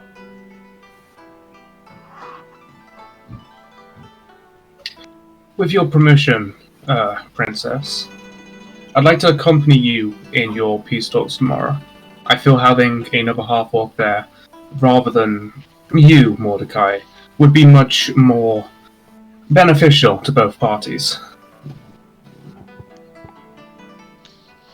I could not ask for a better offer. I would be pleased for all of you if you could attend and help me in this difficult negotiation. I believe that... Thank you. Thank you very much, all of you. Now, I am getting changed. And she just tears off this dress and flings it behind her. And she storms into the room that Nazzak pointed in, completely stark naked, and then peeks out from the door again and said, "Somebody Till pass would me some turn clothes, around please." As soon as she did that. Oh yeah, I'll grab them. I'll grab some clothes out the closet and pass them to her. I'm sure Father Howl would be like, Yeah, so I was actually gonna whisper praise Imogen before that, but Okay. it gets cut off. thank you very much. Praise him up. I was gonna whisper it because more towards Tridast as he was saying his stuff, but then it gets cut off by her ripping off her clothes. He'll instantly cover his eyes and turn around. Okay, so both Tridast and Nazzak grab clothes, hand them to her, and she disappears behind the screen, the screen door of this room, and dresses similar to how the rest of you are dressed, And comes then out again. I will saunter over towards Sylleth and say, I am suspicious of what his intentions are. Indeed. I lack the social tact these days to not just say things as they are. I'm not exactly what you call charismatic, but I thought you should know. I think he was trying to make her look like a fool. Indeed. How quietly are you saying all of this? Has Mordecai gone? Sorry, I missed a second of it. Oh, yeah. No, he's standing around waiting. Well, I'm for the camera. I'm stage whisper. I'm talking loudly for the camera, but it's it's a whisper. Can I do a perception check to see if I hear that, please? Yeah, 17. Sure. Probably, yeah.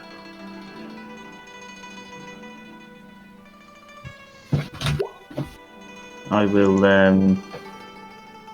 kind of half cock my head as I catch wind of what you're saying, and just go straight up to Mordecai and just lift him up by the scruff of his neck and Whoa! against the wall, Oh dear. growling. Okay. Nazzak, put him down, please. Till would going on? probably go to grab Nazzak's arm to pull him off. What are you really doing?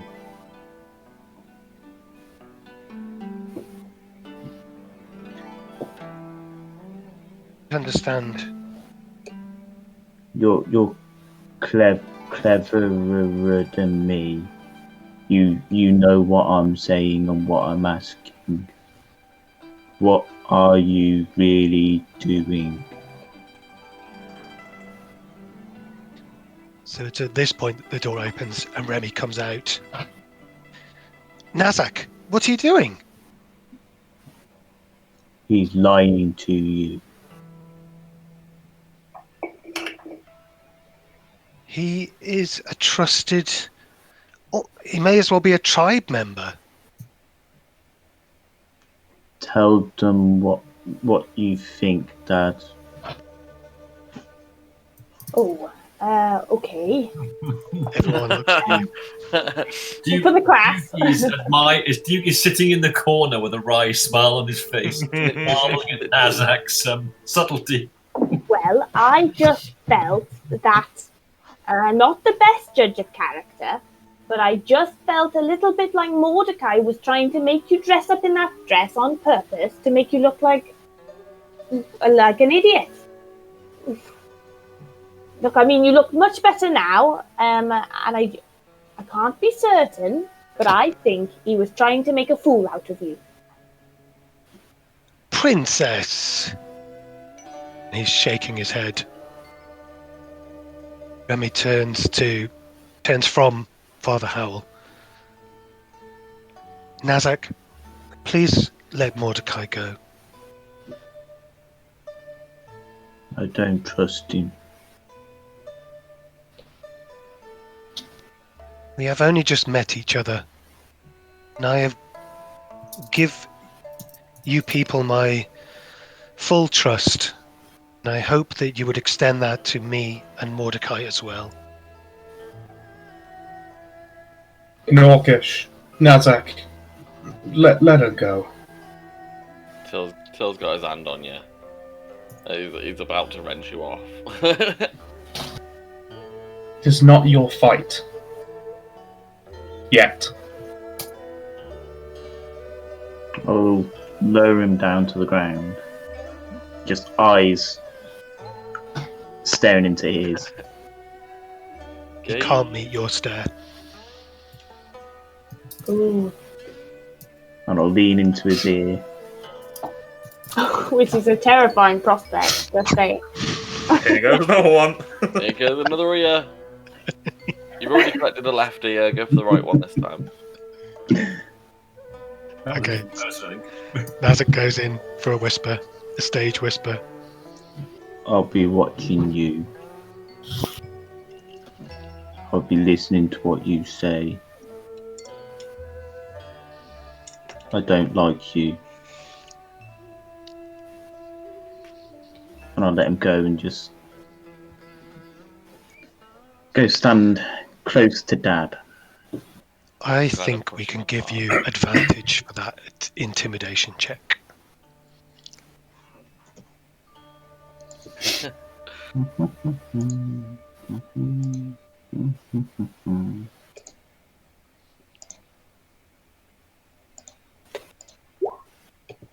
$13.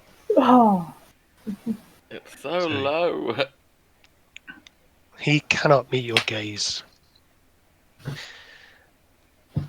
And as you whisper it, his chin still is held high.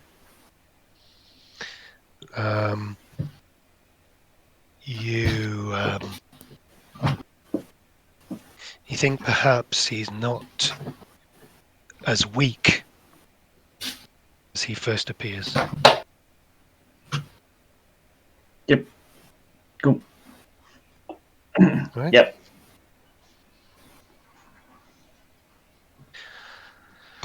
Okay. Princess, shall we make our way to the... I want to call it the tower? Well, that just sounds a bit odd. What's it actually called? The keep. Should we make our way to our meal, our supper? Yes, Mordecai. Let us go. They walk off together.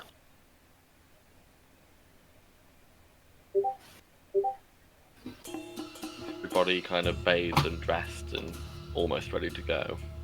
Yeah. Yes, I believe you are. Yeah. Till will kind of say the same thing and be like, I believe we should also get going. And then that kind of leaves it for anybody to do what they want quickly. Have you said your prayers to Imogen today, Till? I would have said them while we were on the boat, and then usually Till does morning and sort of late afternoon. Well, I hope the loving goddess will watch you in our endeavours now. Till looks very underwhelming at the moment, so he's not got any of his gear on. Like, he's in Imogen robes, which from what I've got in the description Jamie gave me are like Jedi. Like white Jedi ones. A little bit see-through. Yeah, but maybe. Hopefully not. Oh, they are. But but he's got his amulet and everything, but no weapons, no gloves, no nothing. Otherwise, just some basic boots and then Imogen's robes. Do You won't you have anything hanging out. Do you think we should have me and Tridast go in as the guards at the front, then Duke as the the person who speaks. I can do I that. don't believe we need guards, but if you feel that's how you would like to enter, it might be quite nice for Duke to introduce us. I think a herald would be an excellent idea. Yeah.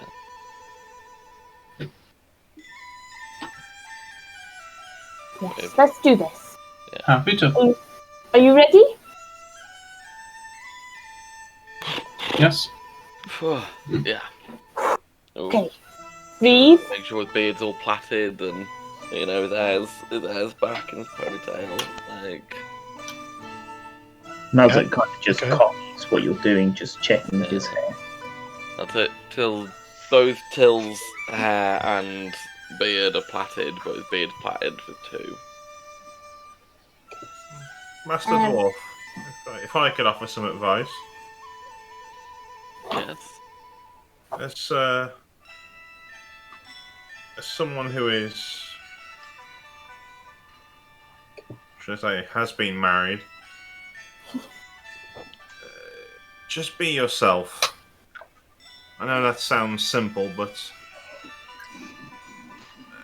whatever you are has been enough for Madame Zhao up until this point. That should be enough for her parents as well. I have no intention of being anybody different, but I do have to respect, the family. So of course, I will just still be remember myself. why you're here.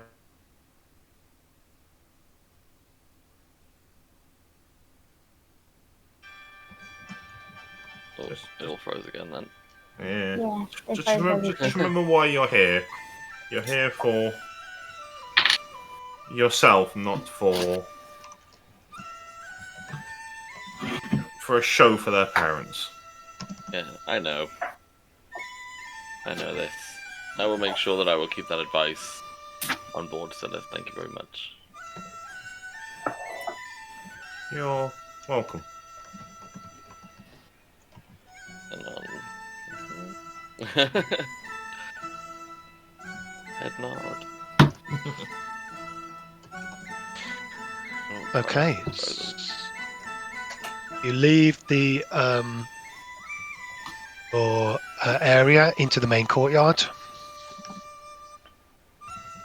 The castle seems fairly empty. There's a few people walking about carrying bits and pieces, obviously people who work in the castle. And then there are the guards at the front gate. And you make your way up this ramp and across into under this area here. Like a big archway. It's a big archway, yeah, with a room above it. Ooh, fancy. And into this long area here, where there seems to be lots of bits and pieces put in. I think we've lost Ross and Xander. No, I'm here. Oh, It says rough, I think. Yep, just typing. Sorry. I can hear you, but both of your pictures are frozen for me. It happens. There we go.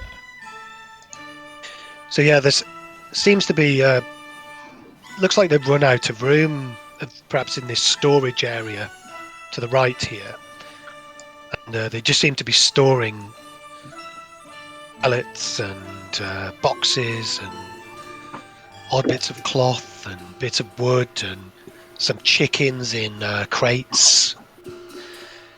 It'd be a very odd place to try and fight or chase through, that's for sure.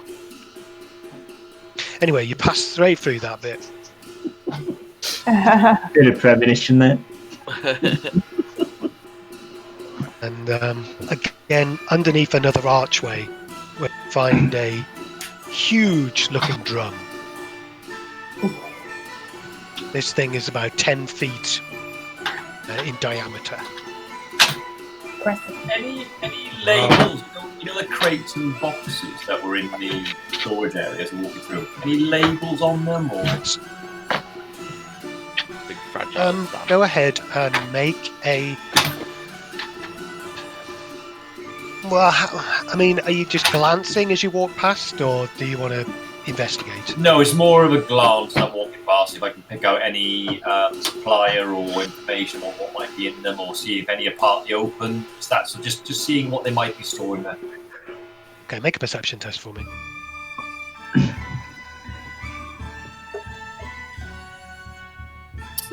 11.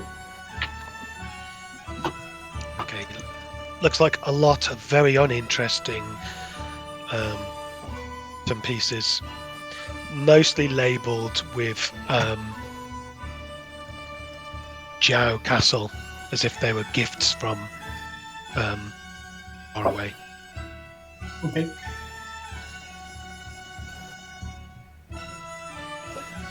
As we were walking this journey to here, can I just put a hand on Tridast and say, I think you might be in luck with the princess. Thank you for the insight, Father Howl. But if you really want to know, I have no intentions. Oh, well, you can't always decide what the Lady Imogen will, plan for you. But, Sure. Just know that some things are just natural, okay? And they're supposed to happen. Anyway, sorry, I didn't mean to disturb you. Father, maybe you should look into your words just when you think of that. And I'll keep walking.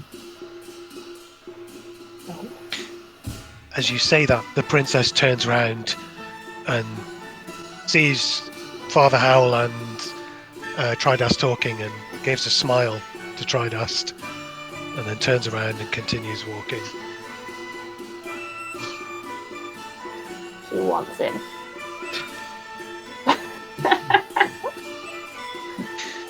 You could be a prince. Continue past the very large drum, apparently resisting the urge to play it. And you arrive at the keep.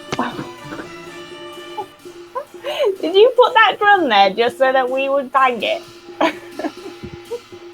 definitely thought about running my hand along it as we walk past. You thought about it, but did you do it? No. So we've got a big bell and now a big drum. The bell is tempting if it was This family's all about banging things hard. What it is. Still hoping. So, Princess steps forward onto the steps and turns around towards you, Till. Are we to enter together? Duke's going to say some things first, then Duke go in. Princess? What's your tribe called, Princess? The Ossen tribe. What's the area you reside in?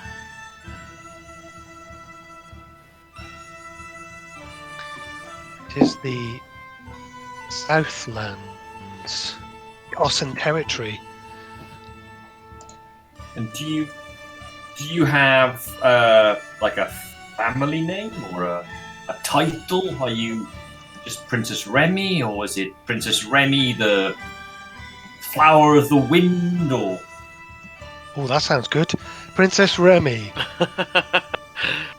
When the Southern Flower. The Southern Flower of the Wind. We'll do. We'll go with that. And do you want to be Yes, we'll go with that. Okay. Can I lay a hand on Duke and say, "May the blessings of the loving lady be upon you." I'm going to guide him. Quickly, you've got 60 seconds. Get in there. Get in there and talk. No, I won't. Father Howl loves putting his hands on people. Yeah, do you like grab his ass to do it? Get really close. I managed to got that sort of lechy, like, may the blessings of Imogen be with you. Anyway. And as you do that, Mordecai also puts his hand on Princess Remy's shoulder and says, "Remember, Princess, cordiality and respectfulness."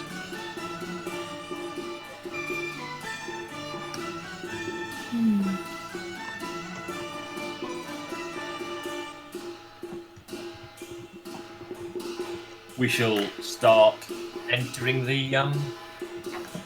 I'm looking up for a suitable. I'm expecting to go almost come past. So instead of honor guards, there'd be almost like an entrance way where they call before me. Is my expectations for this?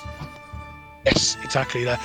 There's two large lanterns on the edge of the steps, and there's two guards. The guard that actually brought you up towards the castle is on one side, and another similar dressed guard is on the other side. Okay. I'm going to sort of stand at the threshold of it, and then loudly clear my voice. Or is there are they trumpeting as we come in, or is there a? Is anyone proficient in? There is a gong. The gong. I will strike the gong. Oh my god. I'll strike the gong, and I'm going to try and bow more not like they've been bowing, but more sort of flourishing bow. Okay. And then I'm gonna bang the gong. Bang the gong. I will uncomfortably as you walk wait. up to the. Go on. As you walk up to the threshold, you see the gong, the soldiers beside you. You look into the room and you can see there are many people inside the room. It's quite a large room with steps going up at the back. The main area of the room is slightly lower than the main floor. So it's maybe a 1 foot drop down into this area where a large suit of armor and swords is sat in the middle of the room. And there are some people gathered in the room. There are some tables as well that look like they're about to be set up with food. And if you'll take a second to look at the map, I will just rearrange it for you. Hopefully you'll now be able to see the keep. There's a floor? Yes. Ooh. Yes. Is there... Looks like a Pokemon map. Thanks, Joel. Pokemon room. Yeah, nice positive words there from Joel. It does, when you walk into a room and one of the legendary Pokemon are sat in the middle. In the corner of the room, you see Charizard.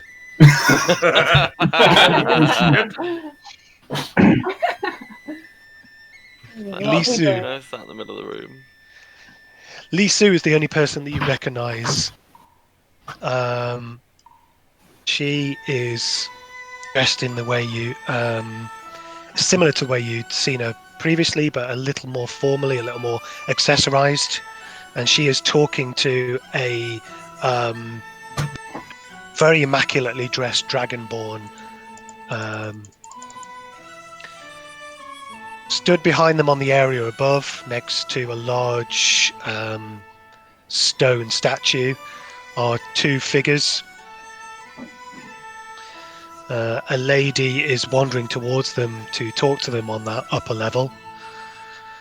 And then just closest to you, next to another smaller drum, is a green scaled, you think might be a Dragonborn, but has definitely more lizard-ish, snake-ish features, he also quite clearly has 4 arms. Do I notice? So we know that the father and mother are meant to be here. Is there anybody obviously the sort of father and mother, or maybe up on the area, or nobody else we can see? Sort of scanning the room before I hit the gong. No. It's just Duke who can see this at the moment, right? That's right. Okay. I will go He's poised to bang the gong. Strike the gong. Yep. I will uncomfortably wait for the gong noise to subside, having probably over-exuberantly hit it. How hard do you hit it? Over-exuberantly. Excellent. Okay. It's probably a very kind of like it's almost like the flourish of a dung, and then realise probably I've hit it a little bit too hard. Okay. I'm not trying to knock it off. I'm mindful that I don't want to knock it off, but it's a firm strike rather than a delicate tickle.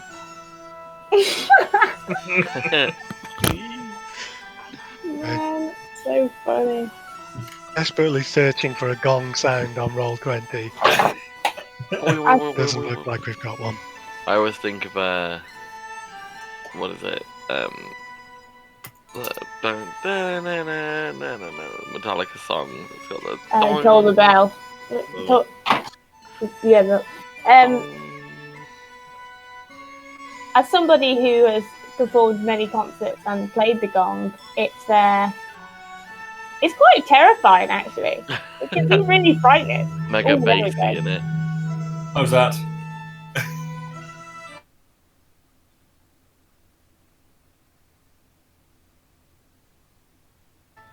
Everything just paused there. Are you back? Yeah, we're back.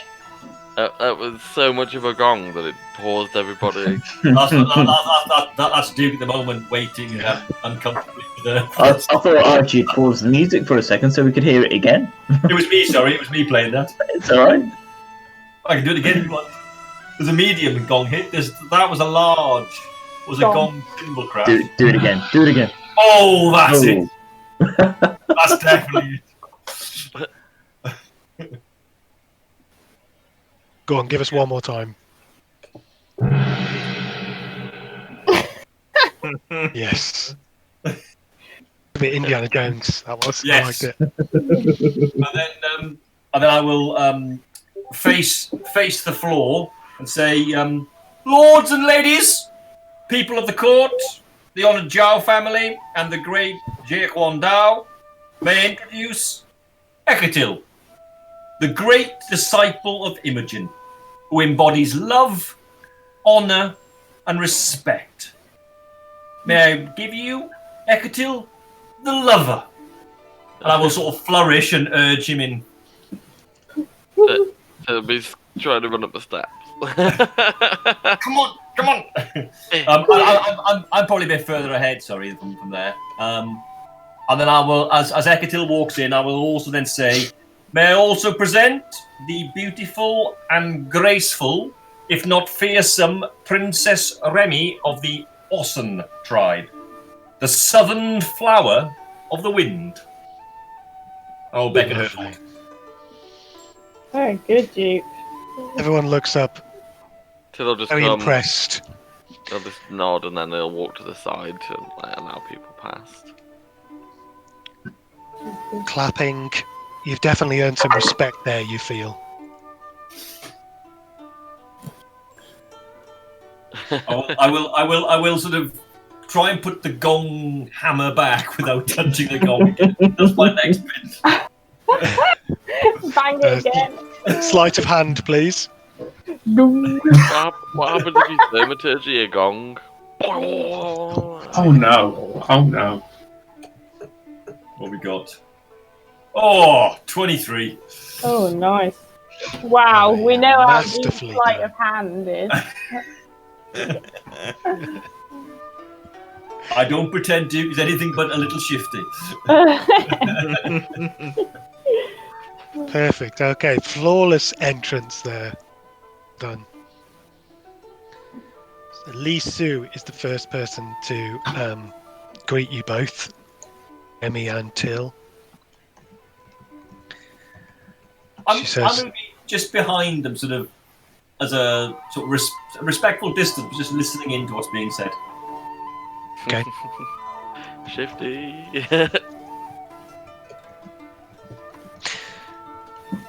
So yes, welcome, honoured guests. I'm so pleased to see you all. Welcome to our family home. I will introduce the other guests that will be joining us for our meal this evening.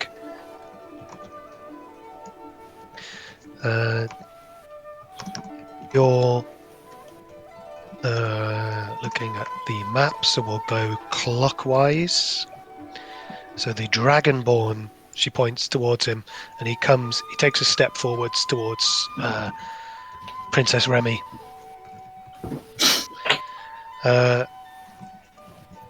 This is Reginald. He is Provost of our nation. He is our representative in the Senate. Marvelous to meet your acquaintances. The sage above us, talking to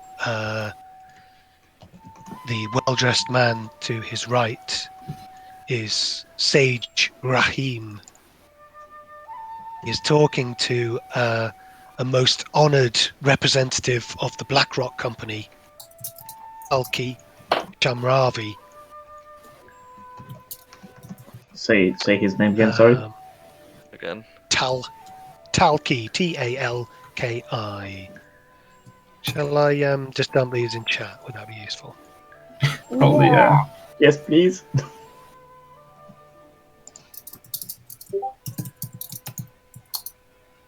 Unfortunately, oh dear.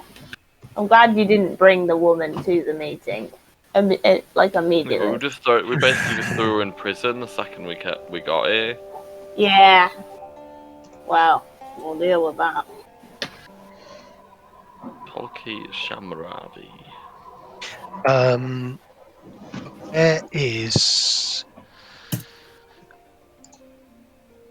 Where is Sylleth? Can I assume you've all walked into the room?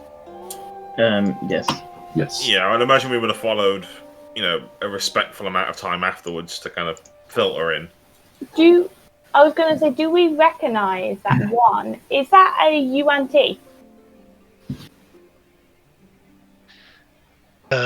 Who's that, sorry? The one with 4 arms. Is it a UNT? Do you know what a UNT is? Yes. We make UNTs. We killed a bunch of them in a... I don't think you've ever seen a UNT with 4 arms. Okay. We may have, but we saw they were all like half. They were half snake, half people.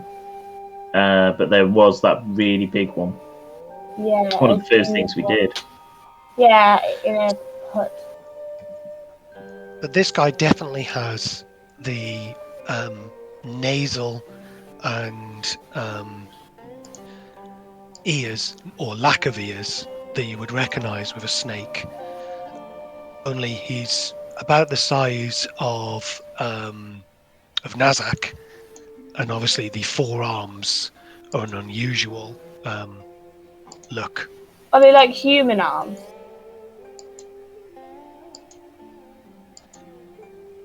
Yeah. Got 4 of them. Okay. 4 of them, yeah. She introduces him, we'll go for him, as Lordling Calith.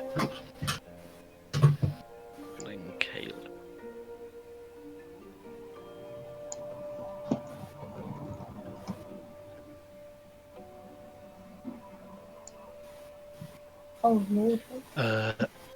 And finally, she gestures towards the lady, who is now making small talk with Talki. She introduces her with a bit more respect as the heiress Melissa. Melissa.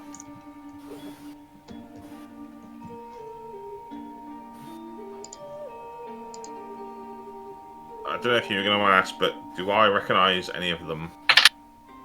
Sorry, yes. I was going there and got distracted. Sorry. That's all right. That's all right. Sylleth, the guy talking to the sage, the Blackrock representative, was the one next to the drum talking to Mordecai. That guy, if I'm not mistaken. Yes. Okay. He's the BlackRock guy. Okay. Well, he looks a bit shifty, doesn't he? Let's be honest. You would know. Yeah. Takes one to know one. I have to go grab my other book because I've got the BlackRock General's name or whatever that Togi was talking to the once in it. Some very honoured company here, my lady. Indeed. They have gathered as representatives for our peace negotiations with the good princess. They are also very pleased to be here for the meeting of Ehectil and my father tomorrow morning. Is your father joining us tonight? She smiles. That would be impossible, I'm afraid. He no longer visits the castle. It's flying around the mountain. Why not? He's far too big. Dragon. Oh, so the great in his title literally means he is great. He is now one with the wind and sky. Oh my god. We did. I did not see this coming. He's either a I'm an dragon idiot. or he's dead. Yeah, I feel like he's a dragon, and I did not see it coming. God, Till's gonna. Oh god, that's gonna be a bit scary. Yeah, donkey. It's not the father I'm trying to sleep with.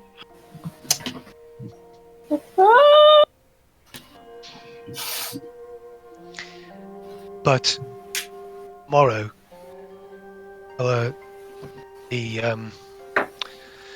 Hectil will row out onto the Great Lake of the Sun and see if the father will give his blessing to him.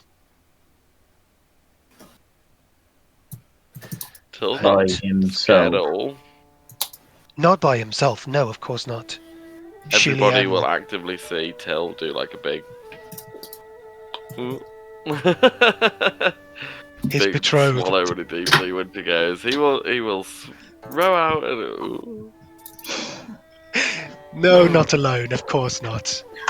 His beloved Julian will be there. Julia, yeah. There we go. Now I don't have to pretend like I don't know her name. Sure, not J. I don't know where I put my pen like this.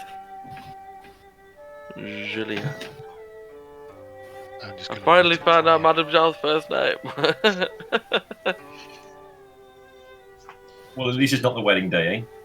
Do you take the... I don't know, do I? Is that a name?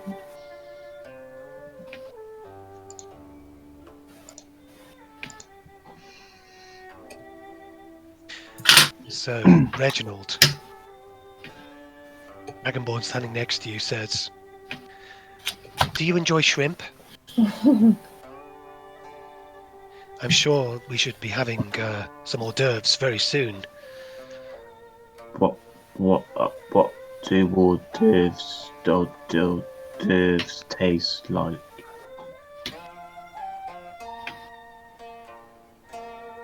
He looks at you quizzically Have you not been to a court before?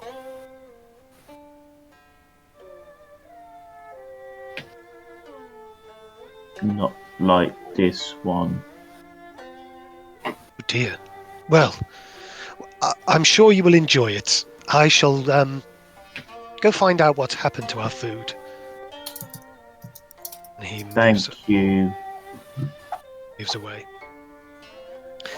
And the sage and Talki approach. I think I've met Talki.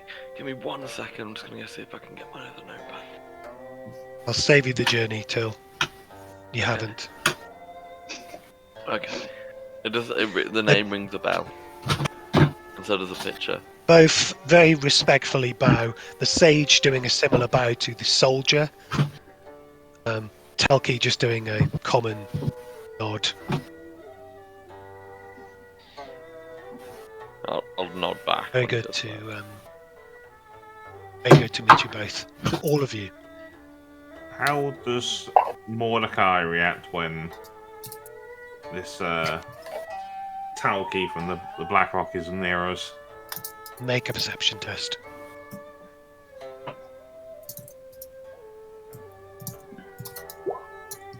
22. Nice. As Talki walks over, you can see him glance over at Mordecai. He looks not happy. Oh, Mordecai doesn't look happy. Sorry. Do you look at Mordecai or Talki? I look. Oh, sorry, it's you, John. Sorry, apologies. Yeah, I was looking at Mordecai when this guy was approaching. I wanted to get his reading. So you saw Talki approach on the 22.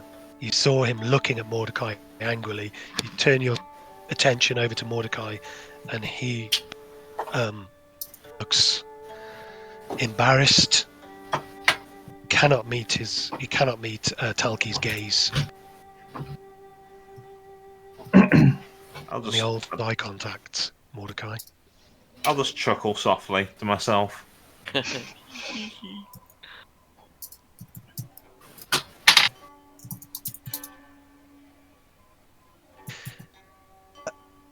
A gift. And Talki produces a golden arm and gullet, which you would see probably some people might wear on their upper arms, but becomes quickly obvious that Remy's going to struggle to put it around her wrist. She gracefully accepts it.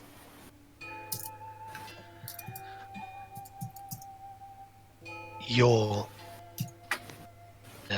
of the BlackRock Company, are you not? She says. How is her tone of voice Indeed. when she says that? Oh, it's measured. I will probably like walk towards them a bit more next to her. When she does that, because they're all greeting from that side, so tell. Well, I mean, she's probably like in comparison. Yeah. So Talki's quite a short human. Prince Raheem is not particularly tall. But yeah, Remy's a good 6'8". Tall lass. 4'4" dwarf. She accepts the gold bangle. Talki nods. You are correct, Princess. It is a shame that that we could not find a suitable arrangement, and that it has come to a more formal peace treaty. But pleased that I am that you are here, and finally, through negotiations, honest and open can begin. Nazzak will snort when he hears the Blackrock Company. Yeah, I'm inciting him as well. I don't believe he thinks he's honest and open. Screw that guy. 21. So inside checks, or unless you were going for an intimidation, Nazzak. It was more of a 14 for the insight. It was more of a scoff at the sound of the words and trying to gauge what he's saying. Okay, so it's loud enough for Lisu, Talki, and the Sage to hear. And they obviously hear the snort, but pull off their best manners to pretend they did not hear it. Till just kind of winces a bit. Till winces as he realises he's just lost a little bit of respect for that. Why? It's not me. Why am I losing respect?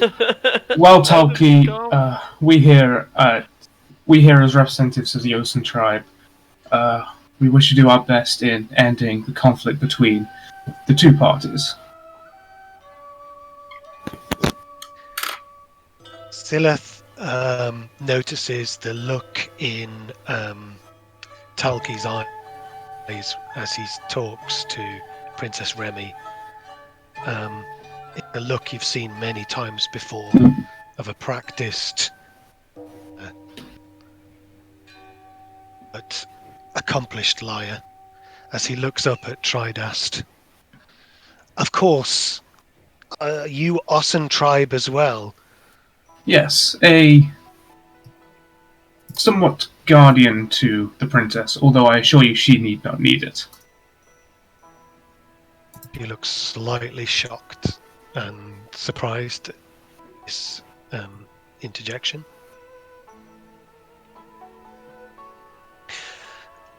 Well, you are most welcome, of course, Melky says. And we thank you for that. The sage speaks up. I have heard the people of Ossen territory. They are very strong. It is unfortunate that their lands contain the precious ore that we need. Now, would be very interested in hearing any stories you have. But please, none of that awful singing this evening. Is he basically insulting her? No, the singing comment was sort of gestured towards Lisu. You get the feeling that he's a very common presence in the court. Okay. I was like, is he just sitting there going, we're taking your land because it's all we want, and you're singing shit? Yeah. Right. Oh, I mean, the comment on the lands, I mean, that is, he's talking from a position of power, you'd say, of authority. Yeah, I was like, my brain was like, do I know? I was like, no, that's a business for the morning. Whether she finds it insulting, difficult to say. You've obviously found it insulting. So I'd speak up and say, you say it's unfortunate that these lands contain the materials you need. Would it not be fortunate that you could strike a trade deal instead of just taking them without any care for the inhabitants? I believe this is a discussion that should be dealt with tomorrow rather than this evening. It's to be done tonight, Till. The trade discussions are tonight. Your introduction to the father is tomorrow. I thought it was after the introduction to the father that there was going to be the meeting with Remy. Our peace talks were in the morning. Yeah, the peace talks are in the morning. So the trade talks are this evening. After you have met her father, Princess Remy interjects. We will present our negotiations, our concessions and our gains, and see if we can come to an agreement.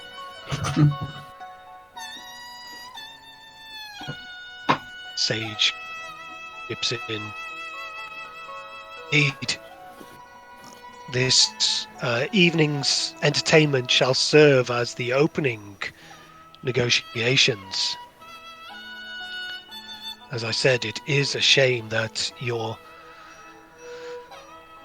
people of the Ossan tribe were unable to work with us previously to get the ore that we needed. And the prospectors were needed to be called in. And now, hopefully, we can reach an arrangement that is suitable for all concerned. Till's probably going to give him quite a stern look. Not like an intimidating glare, but he's going to give him like a I know what you're up to kind of stare after that comment. Okay. Not like I'm trying to intimidate him, but like because he's basically gone. Basically, we come and get the ore from you, and we'll get it. However, that was his comment then. Whether you negotiate with us now or not, we're gonna get that ore. So Till's gonna give him a bit of a like stare. Okay. There's another respect point gone. God damn it! I hate myself.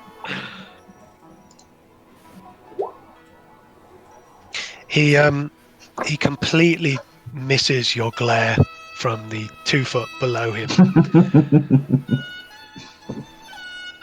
And move away as you're introduced to the heiress and the lordling, who both bow. I kind of want to shake the lordling's one of his hands. One of his hands. Nah, hold on. Actually, I should do what I normally do when I make decisions like that. Till is gonna try and he's gonna put a hand out to the lordling. Hmm? He grabs your hand with 3 of his hands, sort of properly clasping it together, and pulls you closer. Welcome, well met, friend. Yeah, Till will do like you are strong. Till will do like a contested strength back kind of thing. Yeah, make a strength test for me, come please. on, Till. This is Just 3 arms. Just a straight strength. Yeah. Oh, Okay. that's a 19. Oh yeah, Nice. 3 arms. Okay, it's clear he's trying to lift you off the ground. And I tried to pull him to the ground when I realised that he was you trying to pull me up. squat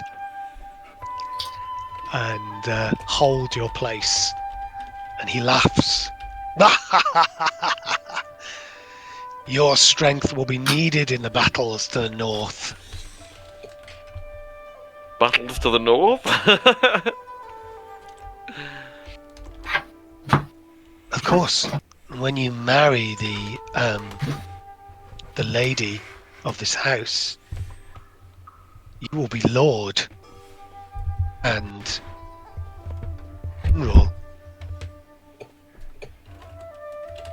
of the 5 armies. You'll visibly see Till go.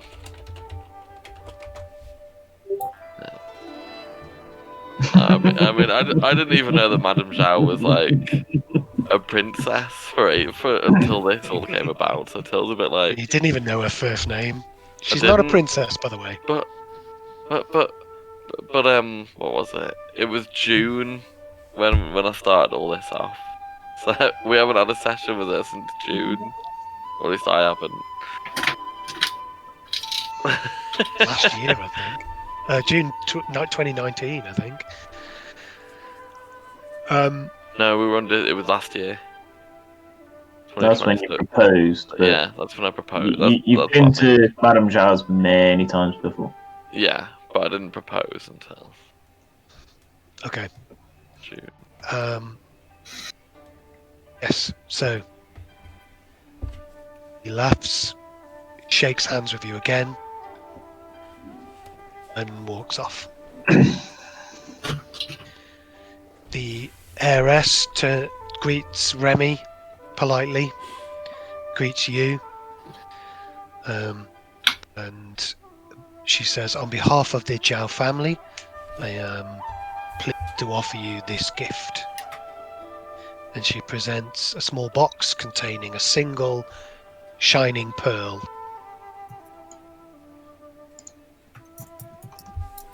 Is that to Remy? To you. Oh, to me.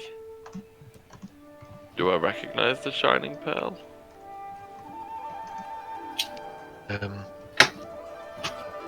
I do not believe so. I will accept the gift. I apologise. I did not bring gifts for. We brought gifts still. Apparently, we bought gifts. I will bring forth. Oh God! You're gonna come forward and hand the naked dwarf to her after that. Which one is nicer? There's two of them I've got, isn't there? There's the dwarven one, and there was like a generic. There's two we picked up. I didn't put my notes on, but my notes didn't have it in it. I honestly can't remember what the other one was. I thought there was. We're too busy laughing at the naked dwarf one. There was a naked dwarf one, definitely we got from the back room, and there was another one of was it a knight or a lady? I can't remember which. You saying that you didn't plan it, Archie? You didn't write down all of the naked statues for Darren to find? Well, I believe the other one was someone was a person and a giant snake serpent. Might They have been, were yes. attacking them. There was that. There was a chess set, and then there was the erotic sculptures, of which some of you may have written down, but I did not. The chess set would be more probably appropriate. The chess set I will hand over. I don't think you bought the chess set. I think you bought because there was the name of the name of this thing was Sir. Oh, I can't believe I didn't write it down. thought you bought it. I didn't write it down at all. I haven't even got the naked dwarf statue down. All I've got is that she got a scarf around her arm. I've got it. I got it. A statue with shiny black rock, fine black onyx, a warrior with a double-handed sword being backed by a giant snake, the Battle of St. Crispin. The Battle of... Yes! That's it! The Battle of St. Crispin. Good on you, Harriet. Wow, well done. I can't believe I haven't written that down. I normally write all this down. I think I wrote it on a piece of paper, actually. The paper's obviously gone haywire because I wasn't on the screen when you were telling me it all. Okay, so which one? So the statue of St. Crispin is what? A warrior fighting with a snake? A large double sword in the Conan-esque hands. This Conan-esque warrior battling a giant snake. It'll be... Oh yeah, definitely that one. And I will cast a glance over to the Black Rock Company person as I'm handing it over. Okay, make a perception test.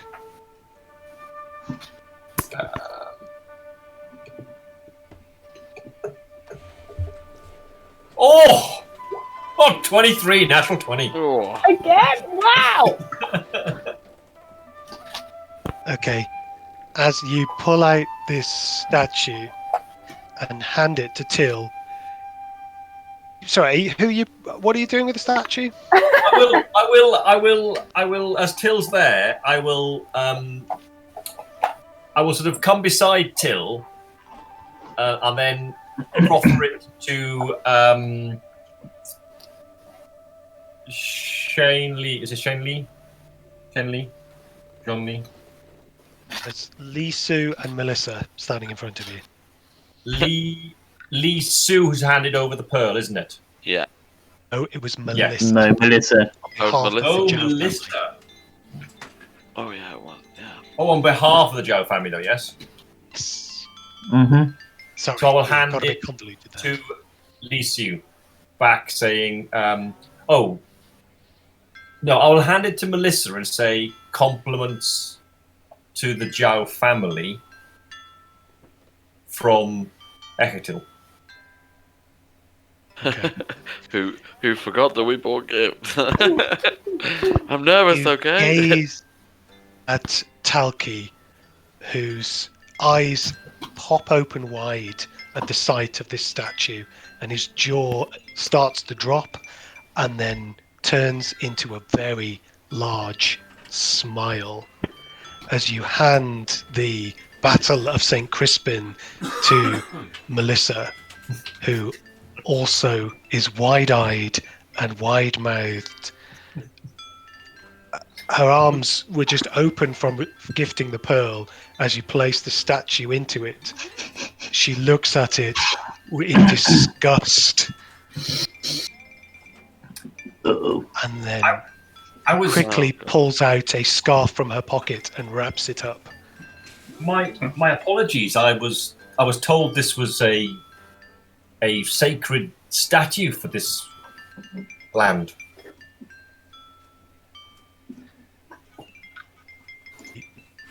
Turns around immediately and starts to walk off. Taylor's just gonna close his eyes.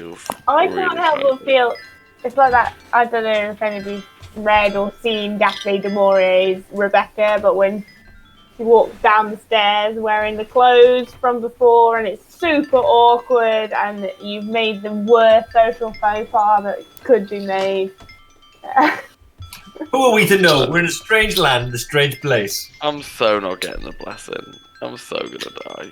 Hey, we've got the naked dwarf statue yet to offer the father tomorrow. Don't worry. That one. That's the one. He's gonna win it all back. Well, if he's gonna eat me, I'll just be the naked dwarf that offers himself to him. That sounds Okay. wrong. You don't offer yourself naked to be eaten by the father. Let's just not go there. He's gonna eat me anyway. I better weld the minuses with my respect now. If it's love, then Imogen will condone it. I Lisu think I meant to look up what the Battle of St. Crispin was about, which is probably what they're battling north. Lisu steps over and says, "Our food will be served very soon.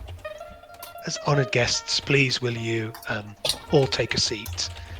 And some servants come out and start arranging chairs and tables, individual chairs and tables for you all. I will stand and watch what everybody else does before before I do anything.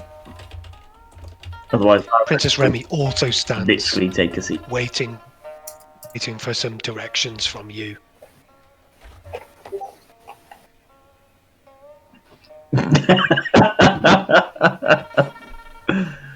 Oh dear. Right, well now he's gonna. In the commotion of all the moving chairs and whatnot, I would quietly speak to Father Howl again and let him know that it was what's his name, Talki, who met with Mordecai in secret. And I would further add that I'm very tempted to fireball the entire room. Please don't. You need to step outside for a minute, Sylleth. Would you like to get some fresh air? No, we shall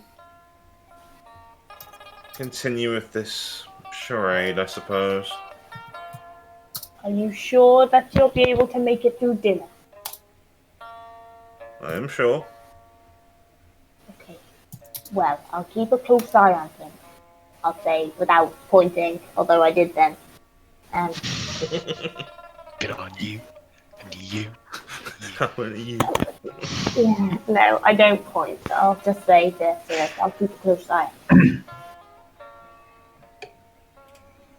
Once Nazzak's seen people like sitting down, he'll go over to one of the chairs and pull it out for Princess Remy to sit down. Oh, very nice. She has a little twinkle in her eye as she sits down, not used to such manners, but you can see it is she's greatly enjoying her new the new etiquette that she's learning. As she sits down, she smiles. Trapped in a love triangle. Oh yes, it's perfect. Imogen would approve. Imogen loves it. He'll look for Sylleth. I imagine I'm taking a seat if I'm offered one. Go over to wherever he's sat and just lean down and whisper in his ear. It is now the time. Tweet nothing into it. Wait until after we have eaten, Nazzak. Okay. And then he'll just find a seat and sit down. Okay. Probably close to Father Howl. You all find a seat. I will try and find a seat next to the princess. Ooh. Okay. Yes. I'd kind of like to be near that lordling. Oh, Okay. Nazzak is staying very far away from the lordling. Because he's got 4 arms. Well, what Nope. I'm going to do is Little seating plan. Oh yeah, a little seating I'm going to plan. build like a a wedding. seating plan.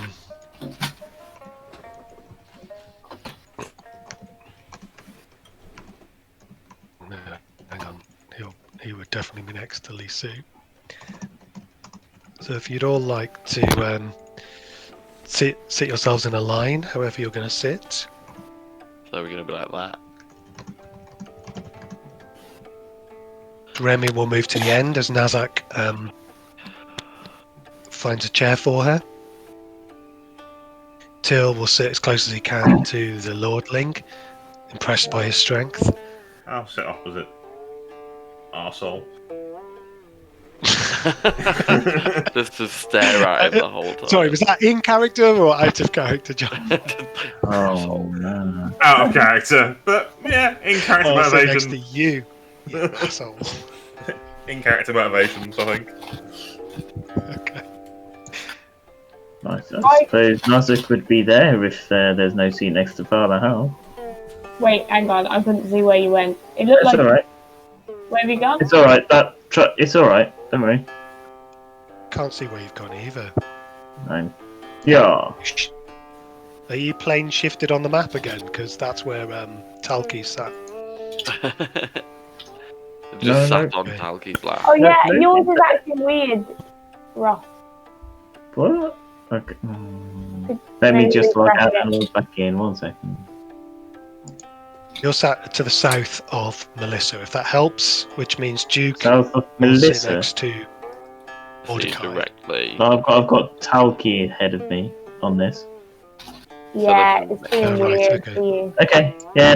No worries. I will log out and come back in. Cool. If only me and Remy were in opposites. Yeah, if Duke and I swap as well, we could. I could sit next to. This is like an actual seating arrangement. Like, if you swap with this, and then I'll be next to Nazzak and this guy. Because if it was like that, then Tridast to be next to Remy and I'd be next to... Yeah. Sorry, Tridast. That's better. Now I'm opposite I feel like I'm Melissa. cock blocking.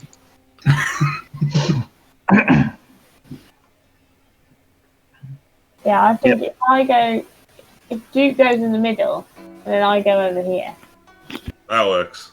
Yeah. There you go. Everybody happy with where they're sat?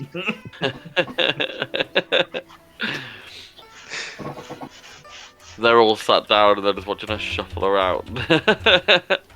Princess Remy leans forward and gazes down the aisle at everyone who's sat down. Finally, her gaze rests on Mordecai. He takes a large, deep breath, just as the first courses seem to appear. Ooh, what is it? It's shrimp. It's huge, butterfly-cut shrimp. That's just what I wanted. Wonderful. There's very nice steel knives and forks, and a selection of sauces for dipping. Okay. Well, Father Howl is obviously in an act of restraint. He'll take a deep breath before he begins and ensure that he shows Nazzak how to hold the knife and fork. I can't guarantee that he will follow the instructions, but I will show him, and then I will pick up my own and get started. Okay, let's have a check from Father Howl. How good Teaching. is your teaching? I think that would be a dexterity, please. Just a dex, yeah. Alright. Or sleight of hand if you prefer. Well, sleight of hand's not much better, so I think that's what we've got, which is a 7. Yeah. Okay. So you try. It seems like the act of explaining, and eating at the same time, although something you're usually quite familiar with, in the heat of the moment, you seem to be just knocking over bits and pieces all over the place. Oh no. Oh dear. Nazzak gets the impression that he can just stab with his fork and splash it into the dipping sauces, I imagine. Well, he'll watch what people are doing and then just do exactly what you just said. Yeah, I attempted to show you, and that's what the best I could do. Was stabbing sauces. He'll pick up one of the sauces as well, sniff it and drink it. Oh god. Ooh, the wasabi. It's a sweet chili sauce. Ooh, I like sweet chili. Nice. It's nice. We'll all be doing that. All of the food is excellent. So, in a loud voice, the Sylleth, the lordling, shouts, "Of course, Princess. There is one way to resolve this matter, and that would be to marry someone of the 5 armies. A lordling like myself would be the only one worthy of such a thing."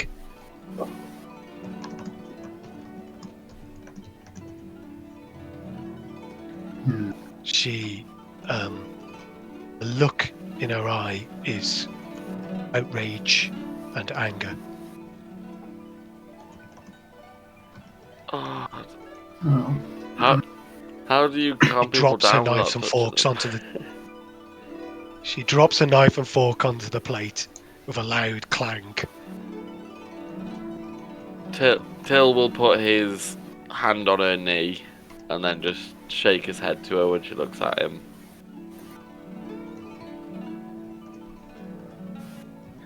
Okay, a persuasive check for your knee grabbing and head waving. With my shaking, plus please. 0. Come on, don't fail me now. Oh, that's a 6. Not very persuasive. You tried. She jumps about a foot in the air as you touch her leg. What? The- Being attacked from all sides down here. Till's shaking his head to her, like... Only I had my club, she shouts in a loud voice. Clearly, everyone in the room feels slightly embarrassed by this disrespectful motion. Remy! Nazzak could stand as soon as she said she was being attacked. Like pushing the chair. Oh yeah, okay. Nazzak, it's fine. Nazzak stands up, his chair pushes back, and everyone suddenly diverts their attention from Remy to Nazzak. Hey, Nazzak! Calm down. Nazzak, my friend. He is a very... What the hell happened there? That was Italian. This is Nazzak. And he is a loyal defender of his people. Representative, everybody, of the half-orcs today. A fine specimen. Thank you very much for this dinner. It's very delicious. All right, you can sit down now, Nazzak. Very slowly, eyes down the other end of the table, and then slowly scanning down to Black Rock Man. Kind of linger on him for a second, and then over to the Mordecai dude as I'm sitting down. So, Talki, the Black Rock Man, looks like he's enjoying himself a lot. He's eating small pieces of his shrimp. He meets your gaze and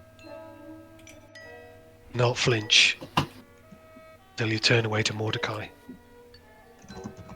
who is not looking at anyone and is just pushing food around his plate.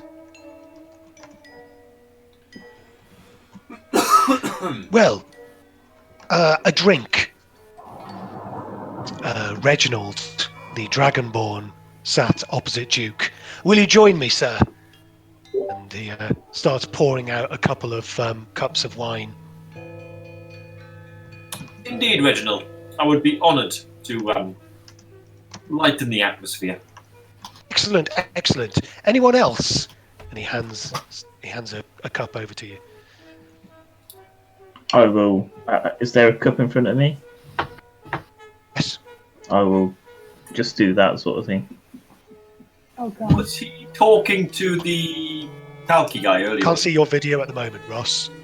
Just hold my... At the moment, so just in case you're doing any physical things, just know I can't actually see your videos at the moment. Okay. I'll just literally hold my cup up and hand it over in his general direction. Yeah, he'll start pouring until it's almost up to the brim of your cup. Thank you. He'll Draconic. He shouts out a word. Does anyone speak Draconic? Nope. No. No. He shouts out this word. And he downs the drink. Just roar at us in Draconic. Once he's finished his drink, he raises his head and just spits out a tiny little lick of flame into the air. Ah! Well, drink. I will take a sip. Archie. Okay. I down it. Okay. Archie, did you say that it was a BlackRock guy who was just pushing food around his table on his plate? No. He's eating normally. It was Mordecai who was pushing food around his plate. Mordecai, okay. Nazzak, make a Constitution saving throw, please. Duke, it's a very strong tasting vinegary type of wine. 21. Okay.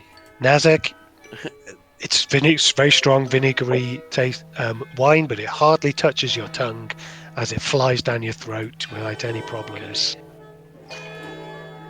Again, he shouts. Oh, And Lord. raises the bottle and starts moving towards Nazzak's cup and gesturing towards Duke. Drink, drink. Hold it out again. I like to Pause it in. take a slower pace, my friend.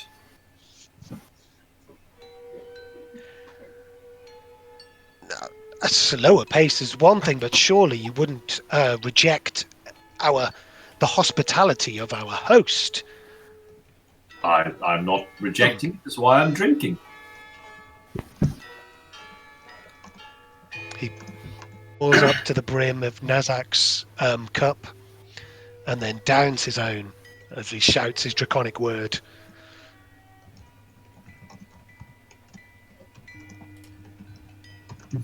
Stumbles a little bit as he sits back down. Oh god. Nazzak, what do you do with your full brimmed cup? The same. Just down it. Okay. Constitution save. And I'm going to take D4 off the roll. 21 again. Okay. Again, you throw this drink down. No issues at all. Yes! Yes! Finally, someone who can appreciate a good drink! He starts to slur and fills up his own mug again. Oh, Lord. What else? And you can see this time as he stands up, a bit of the wine spills out of the bottle. Oh He god. turns towards Tridast. You, sir, look like a man who can hold your drink. Will you drink with me? I appreciate the offer, good sir, but I'd rather not. He mumbles something unintelligible. Turns back towards Nazzak. One more, sir, one more. Oh, look at Dad. Oh. Can I look and see how much liquid is in the bottle?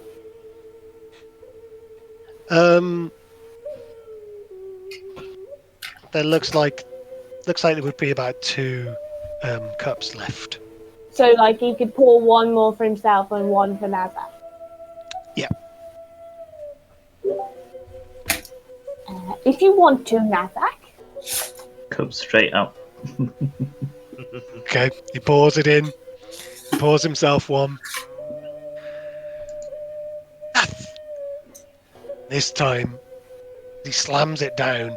He stands up, lifts up his chin, and breathes a huge belch of fire into the room. And all of the other members on his side of the table look slightly embarrassed.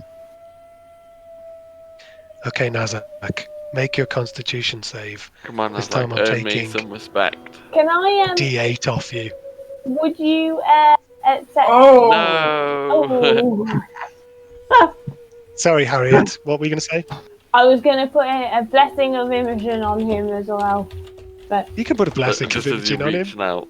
yeah, I was going to do that. Actually, I don't know if that would even help a guidance, but I would have done it anyway. And that's a I think badness. What if resistance you rather rolled a than net guidance 1 and then... Oh, was the no, one you yeah. needed. Yeah. Save him for hours, yeah. So let's take a D8 off that. Oh, Yeah. okay. Ooh. So the third drink, Nazzak. This is the one that really goes up your nose and all over your mouth. You really taste it this time. It has really makes you slightly lightheaded, but you sit down, taking your drink like a true half-orc, and Reginald looks very impressed. He shouts more draconic words at you in what must be a pleasant, although overly aggressive way. Probably is something you're quite used to as a half-orc. You feel like you've definitely gained his respect. On the table, Archie, is there any, prawn crackers, like bread, water? No, not yet. This is only the first course. That's okay. No problem. It's all oil and fish at the moment. Oh, not the best, really.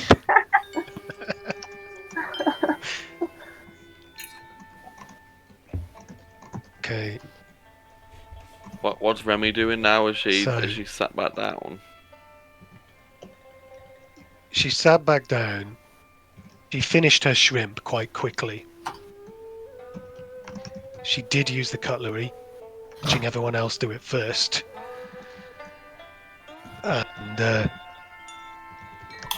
she's just noticed that the the lordling Sylleth seems to be staring at her.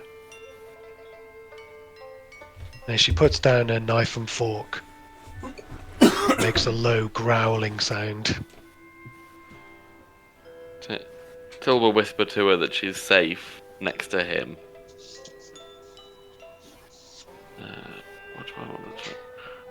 And then I'll look to the lordling. Okay, yeah, and I'll say, Lordling Sylleth, where was it you said you were from? From the northernmost tower, sir. The northernmost tower. Indeed. I am the shield of the 5 armies. I mean, you look it. I don't believe I've ever seen a man with as many arms. He lifts them up for you to see in his full glory. He is wearing civilian clothes, but they've definitely got a militaristic nature about them. So do you command an army, or are you more like, defense for the city? I command an army. I believe the greatest form of defense is in attack. The greatest defense is a good offense. It's a good tactic. I've You used are it wise. myself many occasions. Yes. Indeed. You are very wise. I can see that about you. And then his gaze just turns straight towards Remy again. How do I keep him distracted from Remy? Because you're gonna kill him. The second course comes out. Really wish I was a wizard with tricks. It's a huge roasted animal of some sort. The servants start carving large pieces of meat off it. There's potatoes, there's bread, there's vegetables, Yorkshire pudding, gravy, works. Excuse me while I just dive through the screen. Father Howl start. really tries hard to keep it to just the central area of the platter. not go full harvester on it. Or Toby Carvery, more like. Just cut off 3 bits of meat and then put the rest of the meat on your plate. And Howl will also maybe advise that Nazzak doesn't just have meat, but some potatoes, and bread and Ditch such. his food out for him.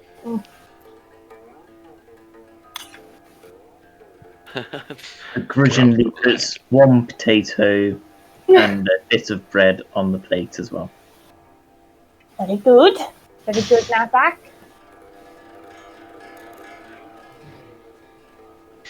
What's Sylleth doing? I'm just respectfully kind of eating what's in front of me, not really devouring it, but my attention is focused on whatever Mordecai or Talki say. I'm just taking it all in. Whenever they pitch into any conversation I can hear, I'm just listening in. Okay, so Talki is having a conversation with Melissa, and they're talking. Oh, hang on. That was weird. You still hear me? Yes. Yeah. Yeah, cool. Yeah.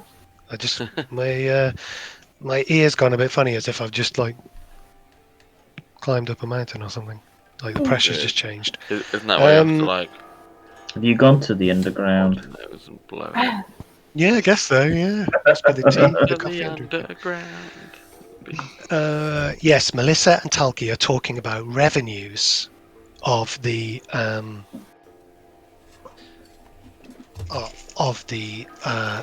red flower.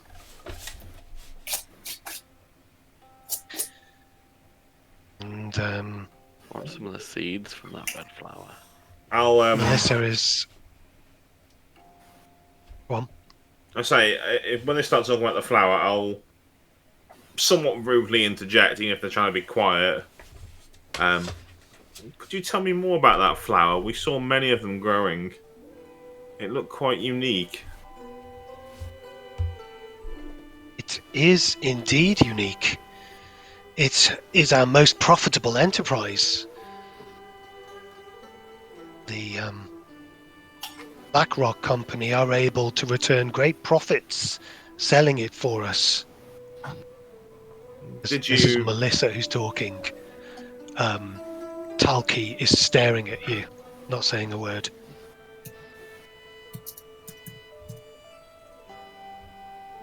And what exactly does it do? Is it for any purpose? Does it go into food or?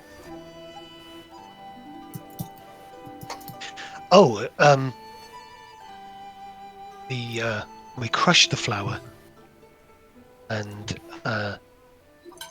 it is a recreational spice.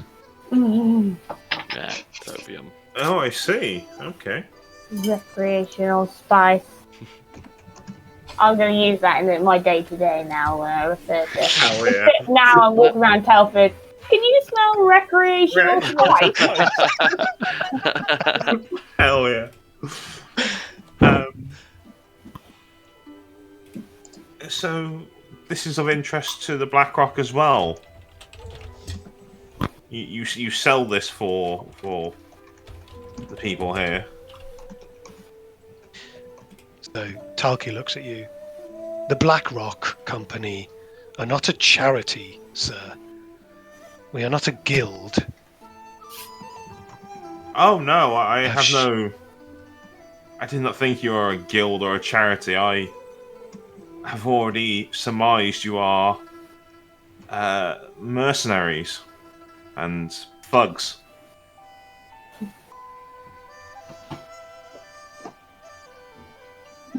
We are business associates. We are privateers and prospectors. Nothing more. You are a sword in the dark. That is all you are. Can I hear any of Insult this? me, sir, he says in a loud voice. I meant no offence. I simply stated what I see plainly. Everyone else on the table goes quiet. Even tell. Can I say this food is delicious? You have done an excellent job. I have really enjoyed both courses so far. My He's locked compliments. eyes on Sylleth. Malachi, what are your thoughts on the matter? A persuasion check from Father Howl, please. Ooh, Mordecai's got his eyes on his plate. Is he That's still pushing his food around? 14. I wasn't trying to distract so much. What's his name? Talkie, Telki. I was more just lightening the mood. to fill the empty silence that had begun. Yeah, I got it. Yep. So Mordecai's had his plate taken away of shrimp that he didn't eat, and he's now been served a whole lot of meat and potatoes that he's just kind of picking at.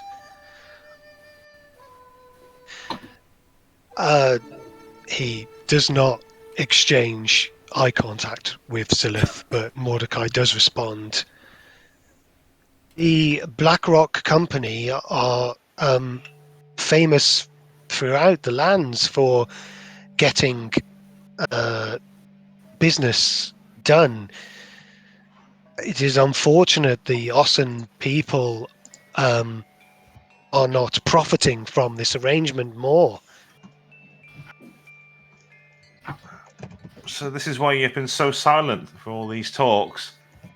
You use that word again. It's unfortunate. Could you not see the logic in arguing that they should profit from what they have to offer? Good business, everyone should profit. But everyone is not profiting. And that's why the peace negotiations have been realized, partly in thanks to me, says, gaining a slight bit of his spine back.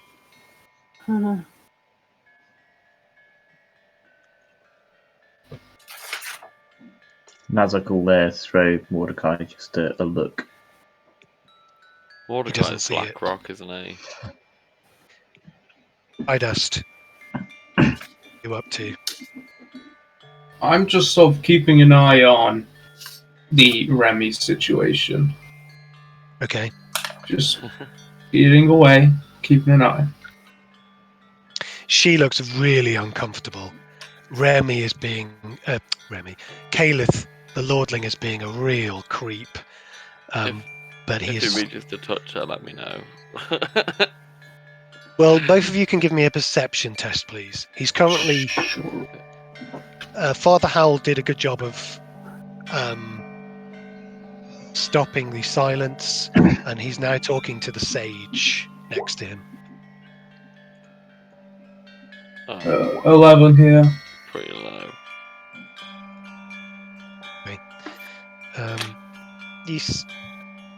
Feels like there's some movement going on under the table, but you don't see anything happening.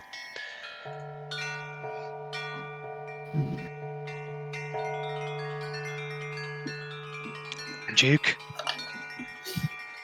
have you finished your wine? No, I'm finding a way to palm the wine off. I believe that would be a sleight of hand check, please. It maybe is a subtle sort of, when all the fuss kicked off about the silence and looking at the other end of the table, I'll be using that as to get rid of this wine. Where?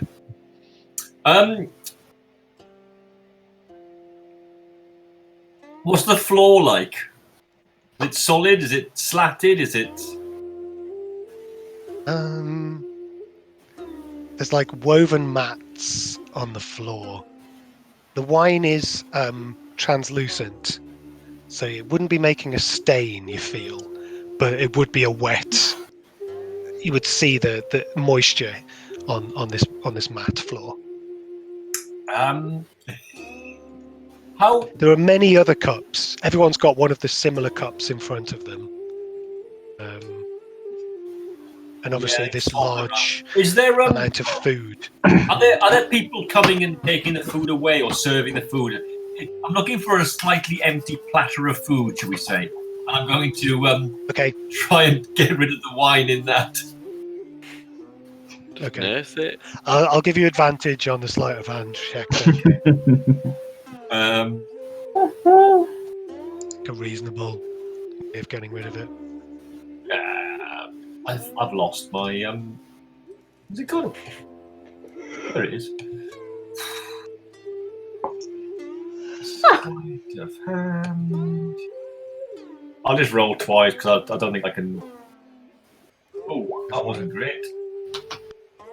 And then. Oh, that's much better. 24. Nobody notices as you skillfully pour the wine into a weight that's being carried away. And I think I'll just. Is there some water or something on the table, or some other wine, or something? Yes, there's water. There's other wine. Yep. I'll put some water, sort of swill it out, and drink the residual. Probably not going to be tasting it down, hopefully. And then pour some proper wine in there. Okay. I'm mainly for a listen out for any, especially private sort of, if any sort of obvious private conversations. I'm sort of trying to read the room and see if any messages being passed back and forth, either in thieves' cant or sort of nods. Or that's the main thing I'm doing, whilst looking to be preoccupied with my food and my drink. Okay, give me a perception test, please. Not so good at perception. Oh, that was so nearly a 20. With a 2 instead. 5. I am very preoccupied with my food, obviously. You are. Yeah, you were so preoccupied with disguising the wine and pouring yourself a new glass so that Reginald doesn't spot it. You don't seem to notice anything else that's going on. That seems fair. Actually, is Mordecai still messing with his food?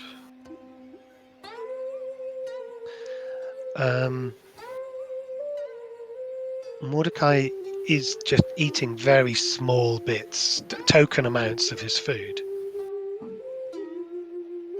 I'm very suspicious. Suspicious? The amount of food he's eating is the suspicious part, is it? The suspicious part is that the food might be poisoned, and he might have involvement in that. That's what I'm suspicious about. How would you like to determine? I have no idea is the answer to that. Suspiciousness of it. I don't even have any evidence for Till to go off that would do that. Just, when you just have one of those feelings. I suppose you could stand up in the middle of the table and shout, "I believe this food is poisoned." To be honest, the way the night's going, I bloody might as well, might know. You are all the way the other side of the table as well. That's supposed to mean. I know, that's why I'm a bit like... Till will probably start slowing down Ian, because he's been... Well, luckily, as a dwarf, I have poison resistance and things, so great. But yeah. Who's the guy in front of me? He's a sage, isn't he? I don't even know what to talk to him about.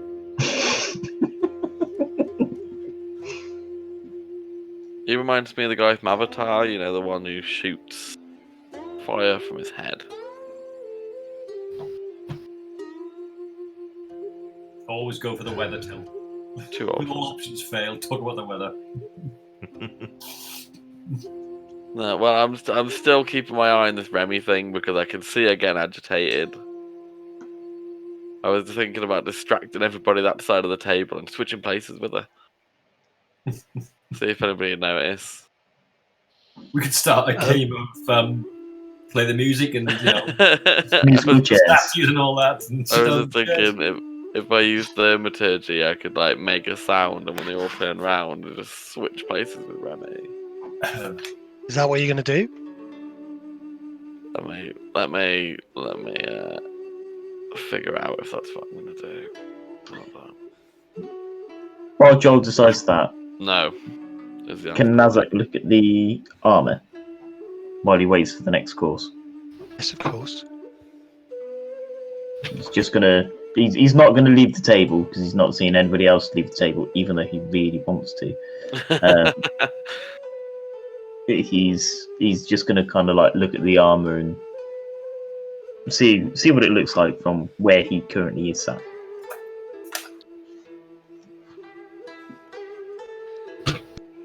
Okay. It looks like humanoid armour. it looks like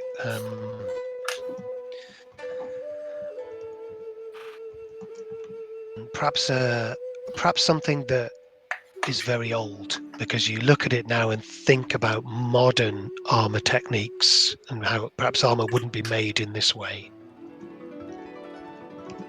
But it is in very good condition and clean.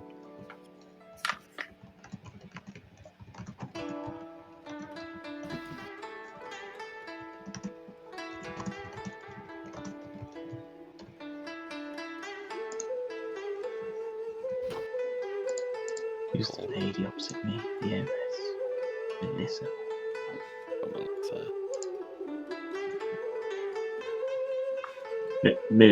Melissa.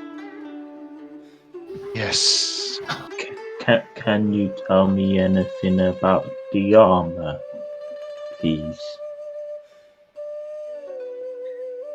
Yes. Can indeed.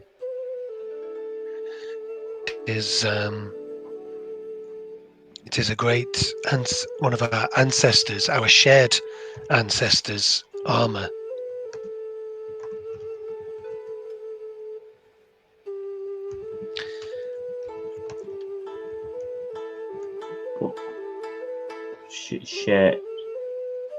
Shared ancestor.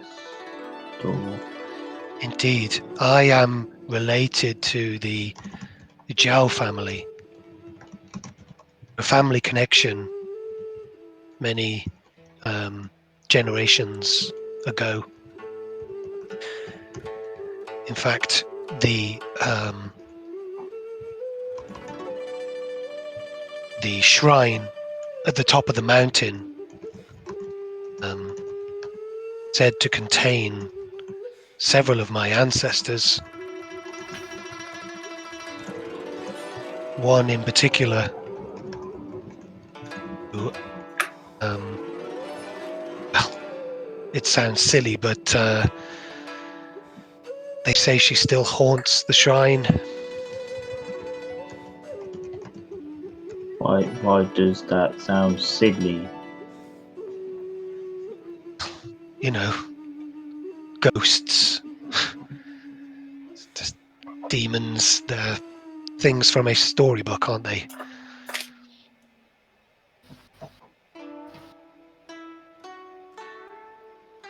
Trying to think if Nazzak's actually seen any ghosts. Weren't you with us with the hut? Oh yeah, the red ghostly lady. figures that kept coming through us and draining us. So you've definitely seen them. But I've seen one, or I've seen them. Seen a ghost?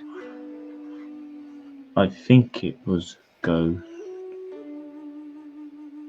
It was it was more like my shadow.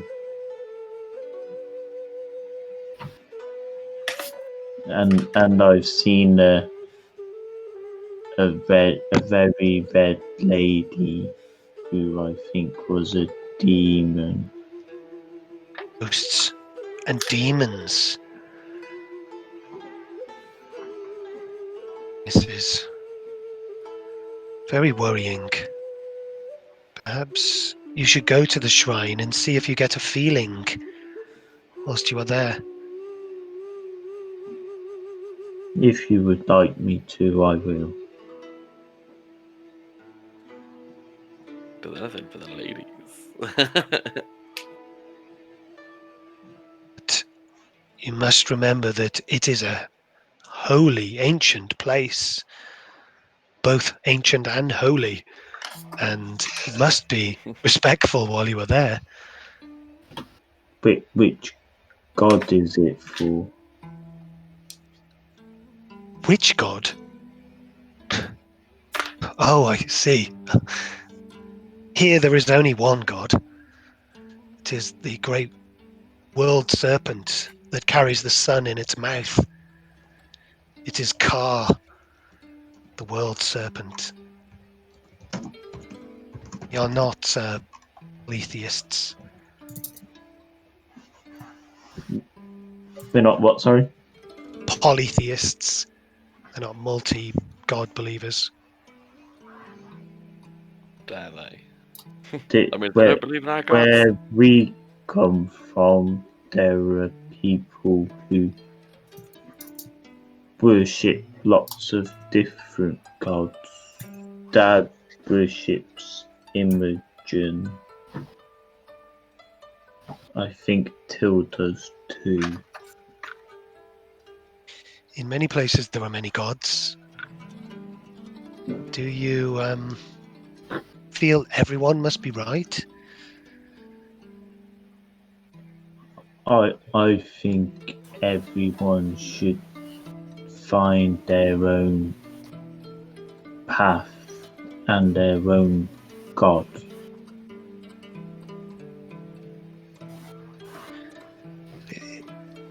Who do you believe makes the sun rise? Not the world serpent.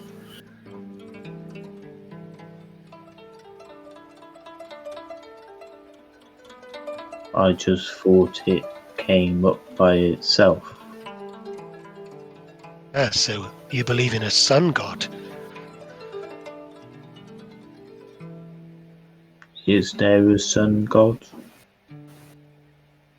How else would the mighty sun move about the heavens?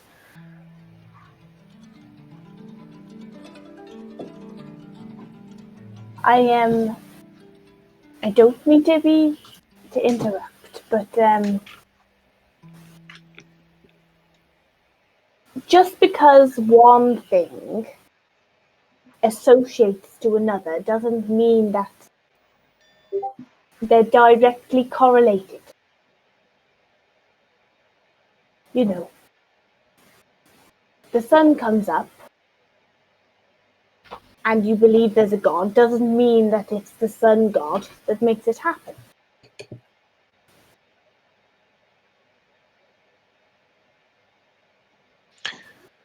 There are many ancient religions where all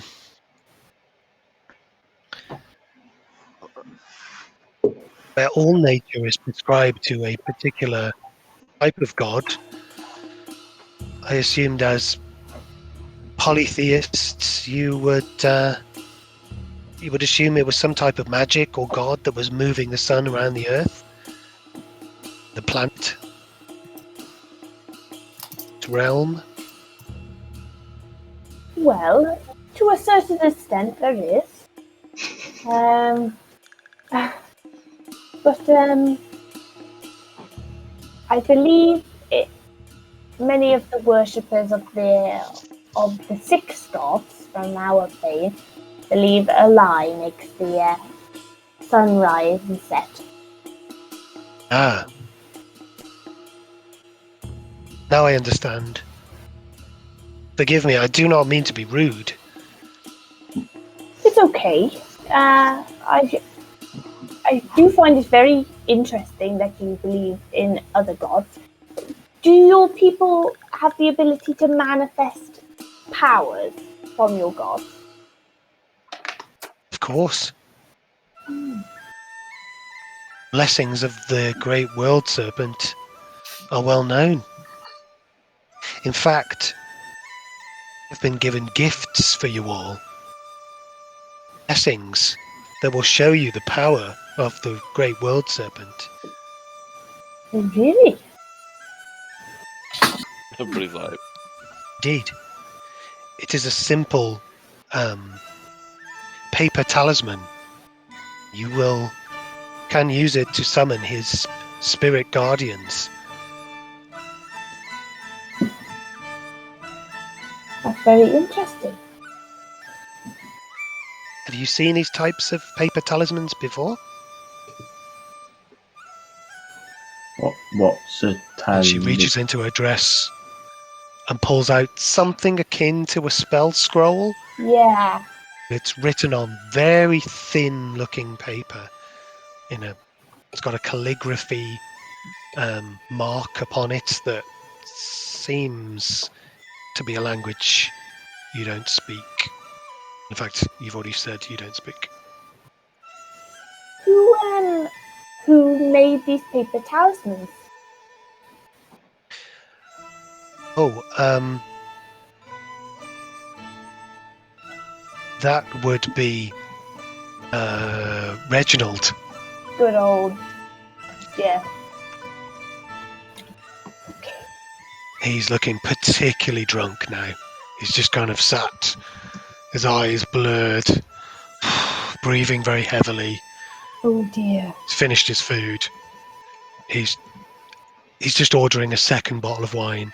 Oh no. Well, maybe I will talk to Reginald about it sometime soon. The gift will be waiting in your room when you return. Thank you very much for telling me about it. But before you do return to your room, you must make sure come with us to the gallery. The gallery. It would be good to view some of the Zhao family art exhibits. Perhaps while your good friend Nazzak is investigating the shrine.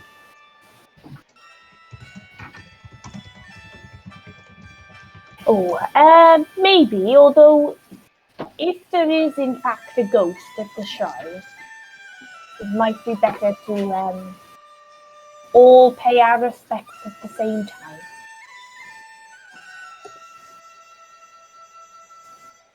As you wish.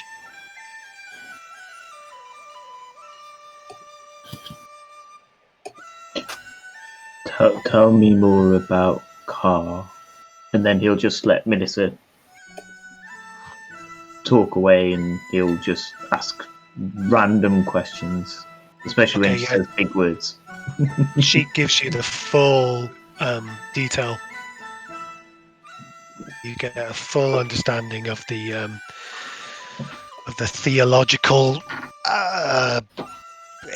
history of Ka, the world serpent.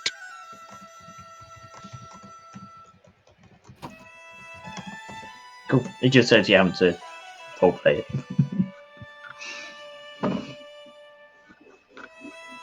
You feel like if you need to, you'd be able to answer any questions on a test afterwards. Thank you, Melissa. Welcome. I must tell Ngara when we get back. While she's talking, the main course disappears, and pudding arrives. It's ice cream. Oh.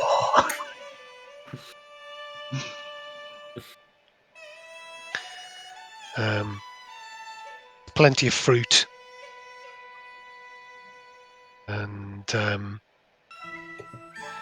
Remy looks super excited and finishes the ice cream very quickly and asks for seconds while everyone else is still eating their first. Do I pass mine? Till, do you? Yeah, I'm gonna slide mine over to her because she looks super excited. She does. She looks very happy. Right, so she nudges you in a friendly way and takes it and starts pumping it down in about 3 bites. Sweet. Also, you notice that someone is trying to play footsie with your leg. Somebody's trying to play footsie with my leg. Know what I mean, yeah? I know what you mean. I'm just looking at who's around is me rubbing against at your the minute, and it's mostly men. I will play along a little bit until it's like that's stroking my, I'll do the kind of kicky motion. I've only got short legs, so I can go along.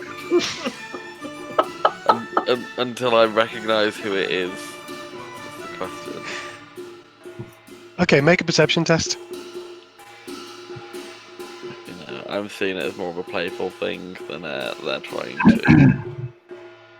themselves against It just appears to be just a general but persistent stroking on your foot from another foot. Is it the left foot or the right foot? So Lisu is trying to talk sense into Reginald.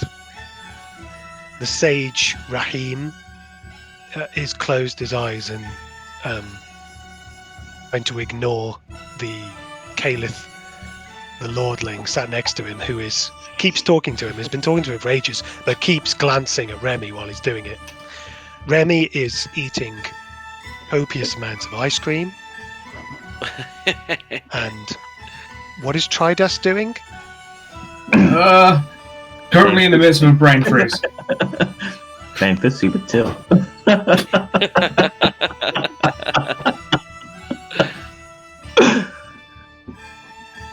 No, I am mid brain freeze because much like the princess. Yeah. Bad idea. So these half-orcs, never having ice cream before, has suddenly blown their mind. The coldness and the sweetness is just is sending them a little bit ecstatic. But you've got no idea who the other foot is. Which leg is being caressed? Your right leg. Oh god. I'm gonna stop playing myself. They can carry on if they want. But... It does carry on. It keeps carrying on, and seems to go more now that you've stopped. Well, if it starts to creep up, I'll be backing away. If it starts creeping up my leg, it'll be shuffling away a bit.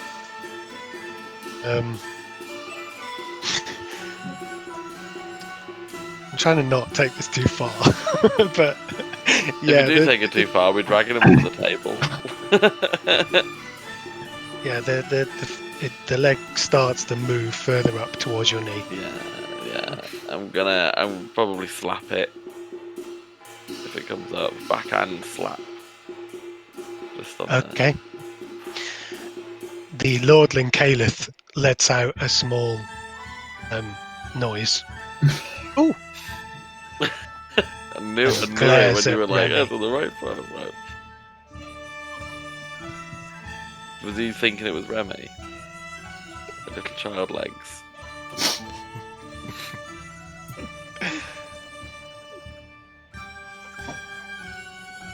Yeah, hopefully that's stopped now. And make sure that Remy's enjoying her ice cream. She is, yeah. And that's all the ice cream gone. And then the staff come to take the ice cream away. And it looks like you got through the meal without causing too much of a scene. Well done. That's a miracle. You get a little bonus respect there.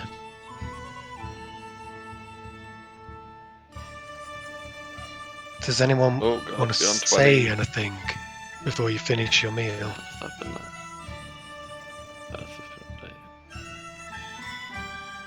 I will thank Lisu for the hospitality in the meal. Mm-hmm. And I will turn to the Black Rock delegation and say, we're looking forward to the negotiations tomorrow. I hope As are we.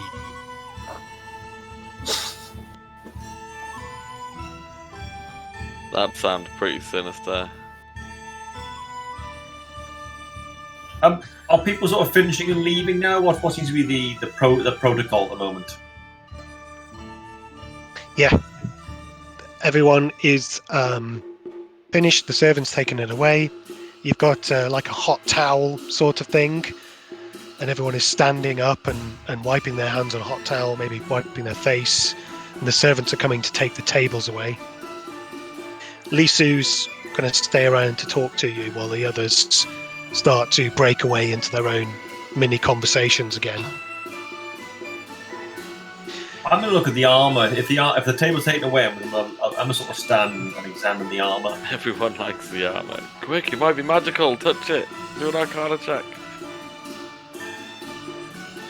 So yeah, not much more to say really. It's ancient-looking armour that's in incredibly good condition. There are 3 swords, straight swords, next to it.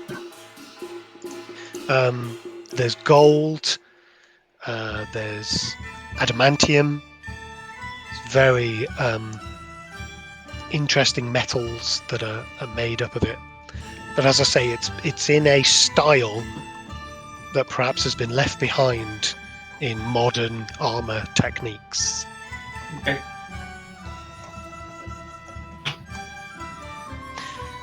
Will you view the art gallery before you leave Would love to. for the evening, as in to go to bed? Till Yes. would like that. But we've got to go to the shrine. Do we have to go to the shrine this evening? I don't think so. We can go to the shrine later, Nazzak, or tomorrow morning. Okay.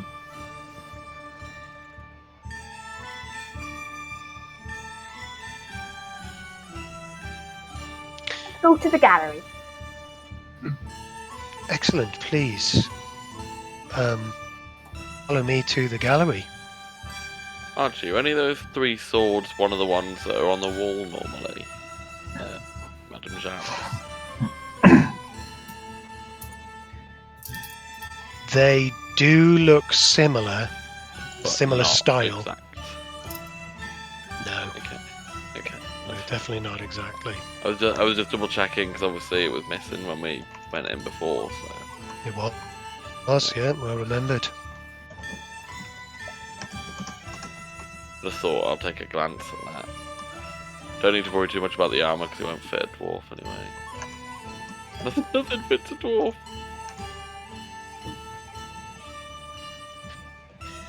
Okay, so Remy coming with us. gallery. You head up the stairs of the room, up into a corridor in a large room filled with lots of vases. There's ancient scroll work, large like scroll paintings on walls, and there are 2 very interesting looking items in the room. One is a very large green and white marbled vase, and the other is a black stone, you think, and is inside a glass box on top of a pedestal behind a metal barrier. The Lisu sort of is sort of talking you through, Duke. She's particularly focused her attention on you, showing her and talking to you about the different paintings on the walls and the scrolls on the wall, describing the family history. In the same way, Nazzak, Melissa is still talking about these things and how they relate to Car. I'm paying particularly attention to what she's saying, because I'm trying to work out desperately what the hell St. Crispin's got to do with these lot.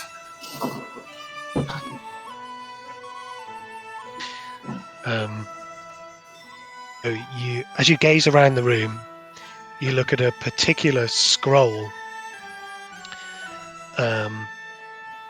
that depicts a rather large serpent snake that looks similar to the statue that you had.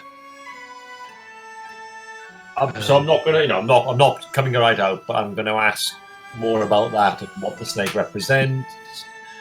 So she indicates that it is the child of Ka, one of the many children of Ka. And what do these children do? Do they have a role? Do they have a? You say you have one god, which is this Ka, but what do these children of the god do?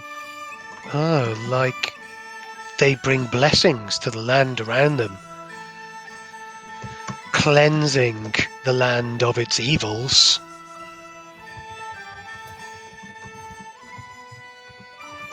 So snakes are very precious or treasured in your society. Indeed. Just to confirm, the statue I had was someone killing a snake, yes? Yeah. Or fighting a snake. Fighting, yeah. Rock on.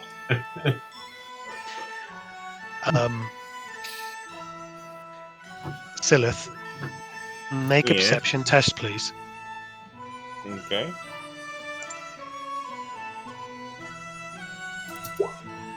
Uh, 19. You noticed Alki excused himself from the visit to the gallery. And he was the only one of the group that actually excused themselves. And as you're walking around the art gallery exhibits, you notice Mordecai keeps on sort of lagging behind, particularly as you're going up the steps and moving around the room. And he's sort of stopped towards near the exit or entrance to the art gallery. Once I notice him stopping there, I'll turn towards him and I'll message him. Come now, keep up. No more secret meetings. He looks very nervous as you've said that. Takes 2 steps forward, but doesn't come any further. And then I'll speak out loud. Come on, Malachi, keep up. So everyone kind of clearly hears me calling for him to come forward. Yep, okay.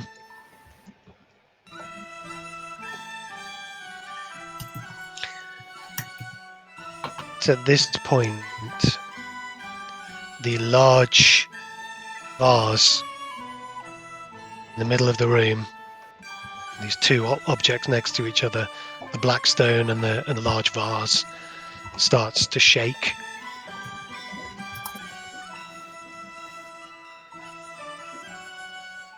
Is this normal? Be concerned. Everyone tends to look at it, all looking slightly concerned.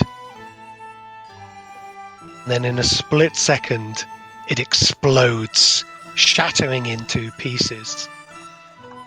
Can everyone make a dex saving throw, please? I'd probably step in front of the nearest person. I was going to say, where's Melissa? Because I'd kind of shove her behind me. Nice. Okay. That would be instead of your dex saving throw.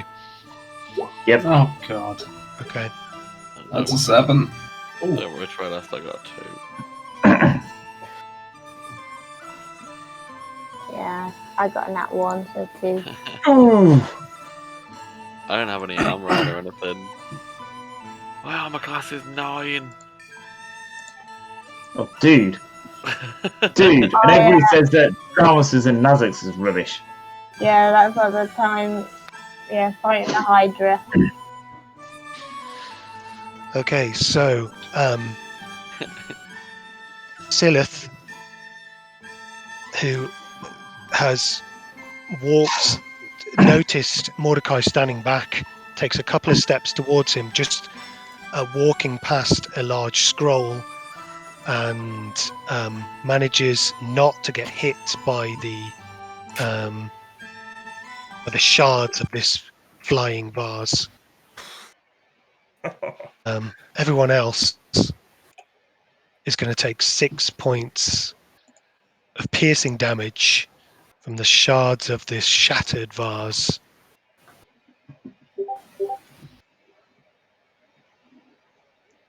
As it explodes everywhere. Melissa is covered, thanks to Good old Nazzak. the quick reactions of Nazzak.